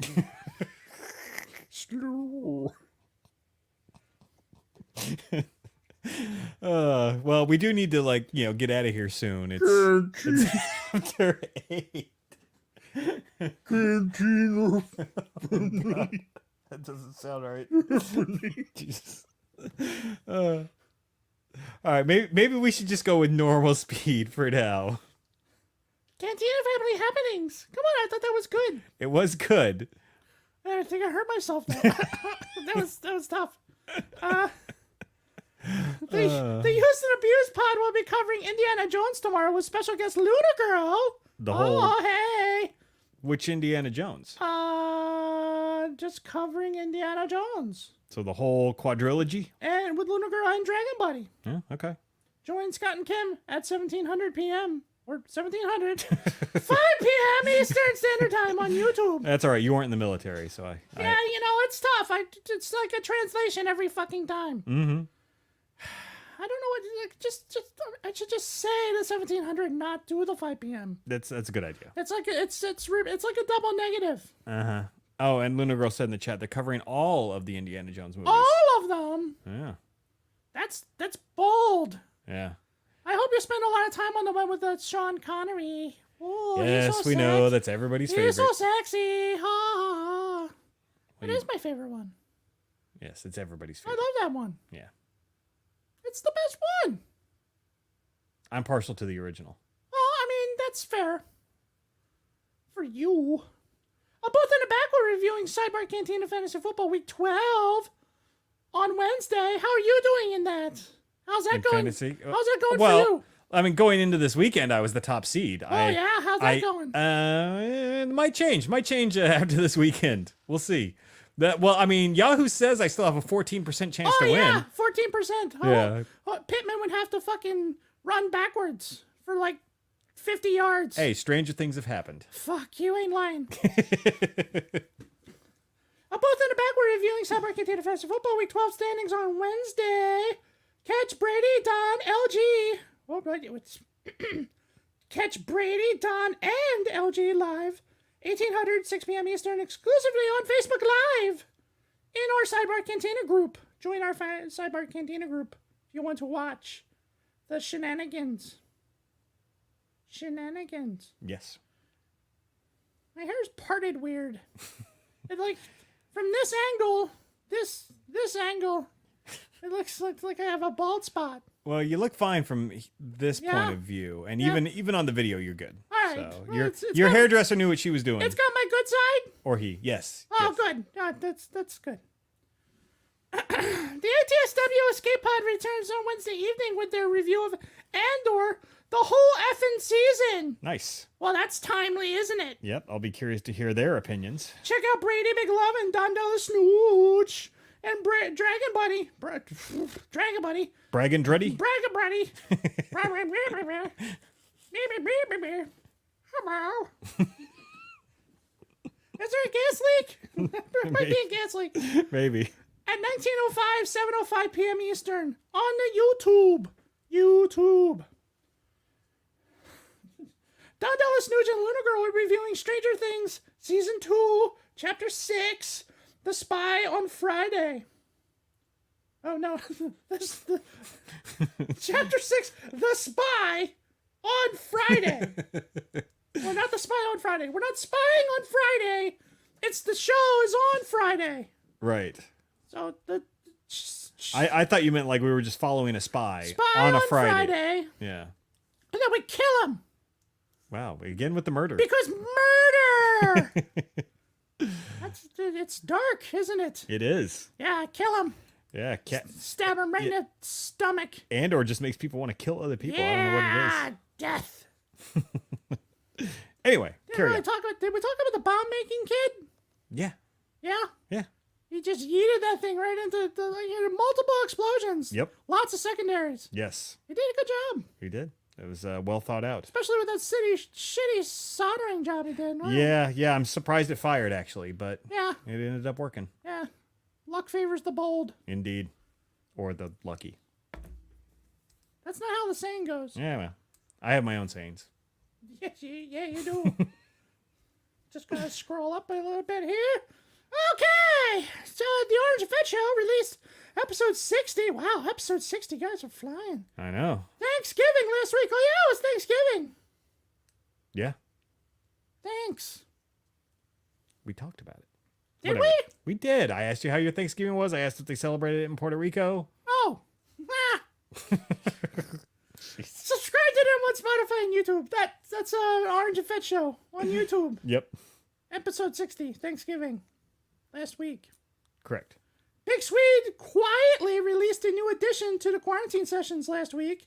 Subscribe to Swede Studios on YouTube and check out his acoustic cover Epiphany by Stained. It's good. You should do that. And you will do it. Oh, I got rid of the do it. Fuck. Hey! And you will do it. Damn it. You can find us at bio.link/ the Sidebar Cantina, where you will find our links to YouTube, audio, Patreon, our latest Spotify music mixtapes, and our social media platforms, including Twitter, Instagram, Facebook, Twitch, Discord, and TikTok. And tell you, got a recipe off of TikTok. Wait, say that again? Shit. Sorry. What was that music? That was Big Sweet's cover of I had a Epiphany. stroke. What was that? No, I pulled up Big Sweet's Oh video. my god! Look at this photograph. That's every time it makes me laugh. Oh my god, I bet that's really easy to play on guitar. That song. Yeah, probably. Dun, dun, look at this photograph. Oh my god, we got to add that to the Sidebar Cantina band Oh god. covers. Do we? You started it. Oh fuck. You can find us at the Cyber Cantina. Blah blah blah blah blah. Discord and TikTok. I love our TikTok. Yes. I love the segments. Oh, and by the way, like the last week we sang Happy Birthday. Yes. Yeah, to Jeff. to Jeff. Did he see it? Yeah, oh yeah, he did. Oh, good. Good. Yeah, I'm glad. He said he saved it. He laughed his ass off. Oh, very He said nice. he really enjoyed it. Well, I'm So, glad. Thank you, Luna Girl. And tomorrow is my son's birthday, by the way. Yeah, you want to sing? He turns 20. Oh my god. Do you want to sing to him? We can sing after I'm done with the read. Okay. All right. Yeah, we can totally sing. Okay. Also, in our bio link, this is exciting. Also, in our bio link is our TeePublic merch shop. We have new merch. That's right. That's right. That's right. I'm not saying the next part. That'd be bad. What is it? Even for a talking head. That's right. That's right. Okay. Oh, gotcha. Yeah. See, that would be bad, one. right? Yep. That would be. That would be bad. Even for me. New merch. Was that capitalized? It is. Ah! Look at this photograph. Hold on. I don't think the people can hear this. Every time it makes me laugh. Look at this fucking cat. Is that really what you just played? Don't worry about it. Continue. Look at this fucking cat. That's a sleazy piece of crap. Fucking TikTok.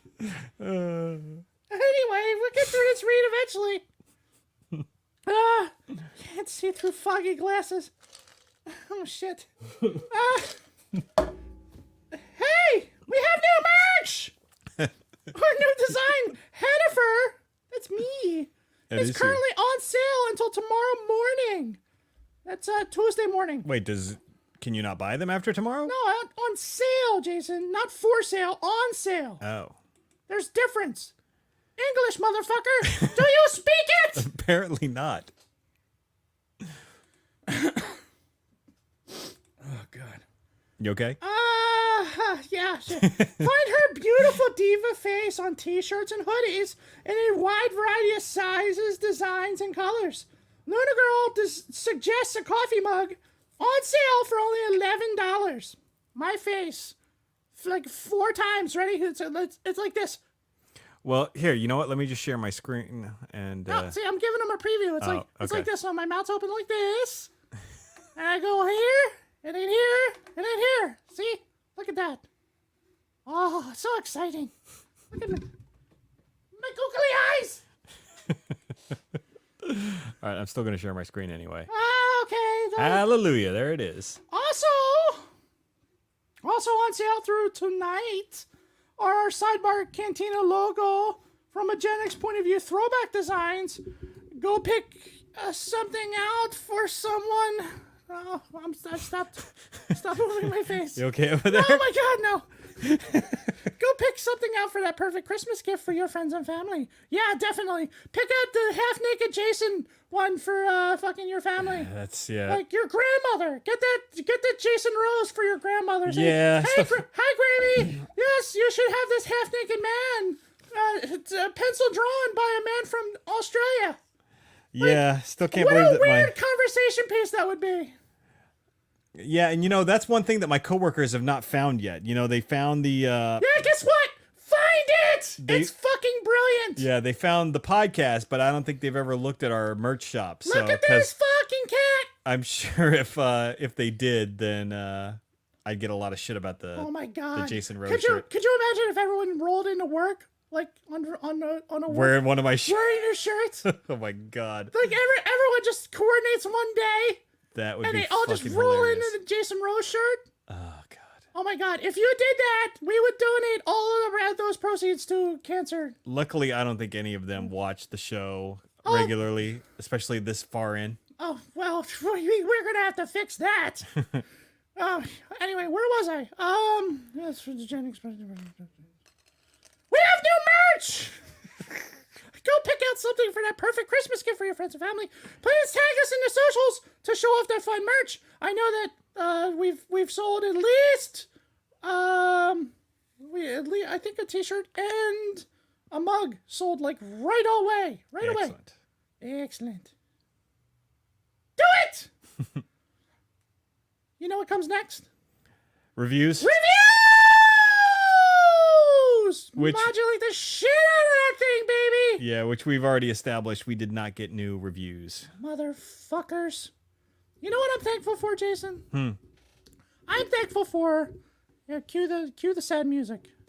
Look at this fucking cat. I don't have any sad music, but I have. Anyway, Yeah. so sweaty. Look at this fucking cat!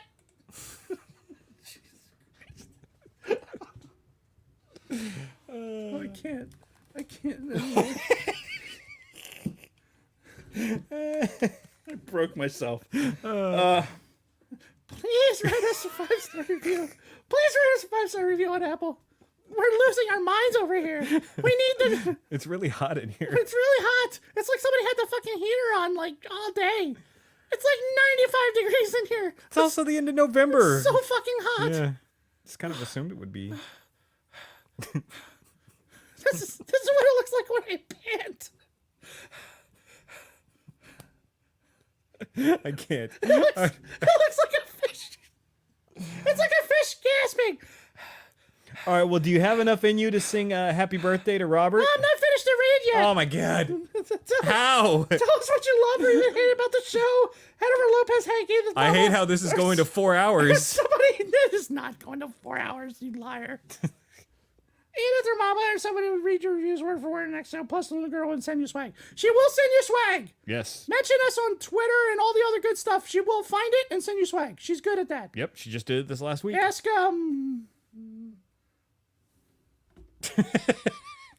ask 70s guy, aka Sad Monkey, who's been very active in the chat today. So if you would like a shout out from me or whoever lame other voice Does anybody else even matter? that does not have googly eyes. Yeah. Nobody else matters. Nobody else, nothing else matters. Never open myself this way. Life is ours, we live it our way. All these words I don't just say, and nothing else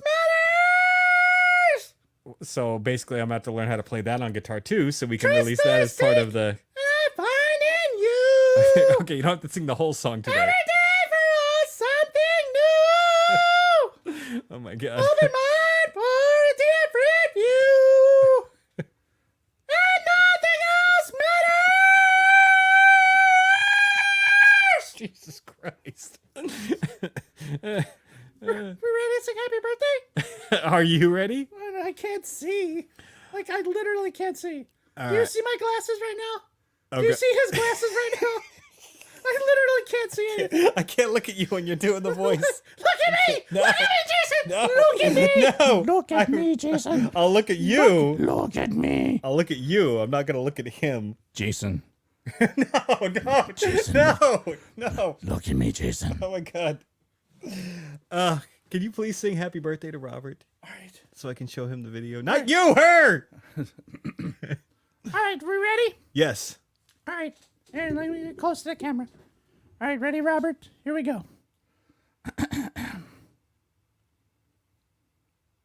And a one, and a two, What was the and a nod? three. What the fuck was that? I thought you were like waiting for me to give you some I'm sort of waiting for the signal. music to start. Oh, There is no music. It is acapella? Yes, you did it last Why week. not fucking play? I'd have to go and get the guitar and tune it. And All right, look count up me the- down, fucker. All right, 3, 2, 1. Happy birthday to you. Happy birthday to you. Happy birthday, dear Robert.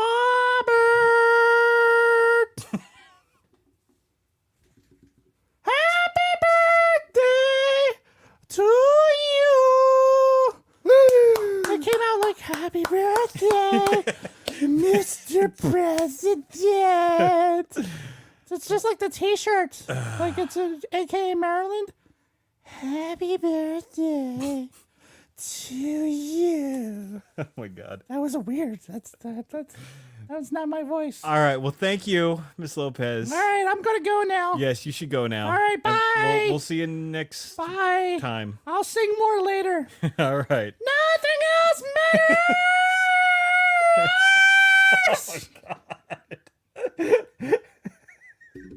Gonna lose your voice. Oh my god.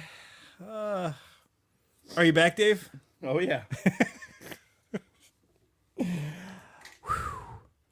So next week, we are taking a break from Star Wars, but still talking about the stars. We're going to talk about the movie Interstellar Oh yeah. That's next week. Yeah. So hopefully you got time to watch it this weekend. Fantastic movie. I just saw for the first time a couple months ago. Looking forward to kind of doing a deep dive and talking about it. Fucking, as far as I'm concerned, it's a phenomenal movie. But we'll get into more of it as we break it down next week. So I think that's it. Are you okay? Yeah. Yeah. Just trying to get my glasses. Oh yeah, that's awful. Yeah. Yeah. What he said. Yeah. With right. everything he said. Interstellar next week. Yes. All right. So we will see you all then, and don't worry, Star Wars topics will be coming back after that. But just every once in a while, we're still going to take a pivot, and Especially with fucking the Orion spacecraft and Artemis and everything that's been going on with that. Yeah, NASA and NASA and space and yeah. everything Yeah. that's been going on with that. There's been some great pictures out there. So go to nasa.gov, and while you're at it, make sure you let NASA know that they need to clean up their shit with their social media. Pretty sure we talked about this last week. We did, but you can still remind them. All right. But it's still a shit show. Oh, yeah. Go remind NASA. And until then, we are going to say goodbye. So, Dave, well, first of all, thank you, everybody, for joining us on YouTube and to all the audio listeners. And again, audio listeners, are you still there? Like, are you still listening right now? Even though everything's... Tell us. Yeah. Let us know. That's the thing. Yeah, I want to know from the audio listeners. Do you listen to all the way to the end of the show? And do you hear Miss Lopez's reads and... Yeah. And her whatnot? singing. Yeah, Is she and her singing just for the YouTube audience? Yes. So we'll see. So, and anyway, thanks again, everybody. And until next time, Dave and everybody else, may the force be with you. Made of our video. Clunky.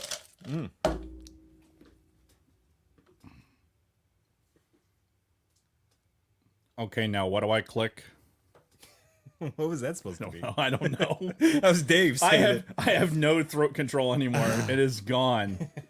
It is absolutely gone. That's good stuff. You all right?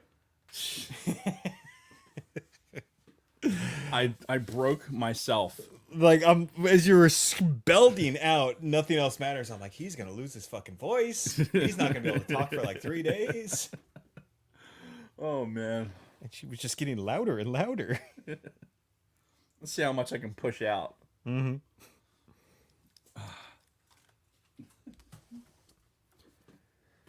See how much of the words I can remember too. Yeah, you did good. Oh God. All right, I have to unplug my webcam so I can start transferring these files. So that means not much of an after show this week, Yeah. ladies and gents. Nope. Sorry, Yeah. everyone. I will, Luna Girl. I will look into the Jason Rose and Fuck Cancer designs on the TeePublic site. Yeah. Maybe we can get those re-uploaded. See. 3PO. All right. Well, thank you, everybody. We're signing off. Bye, everyone. It was great. We love you. Good night. Bye. Go listen to the Escape Pod on Wednesday. Yes.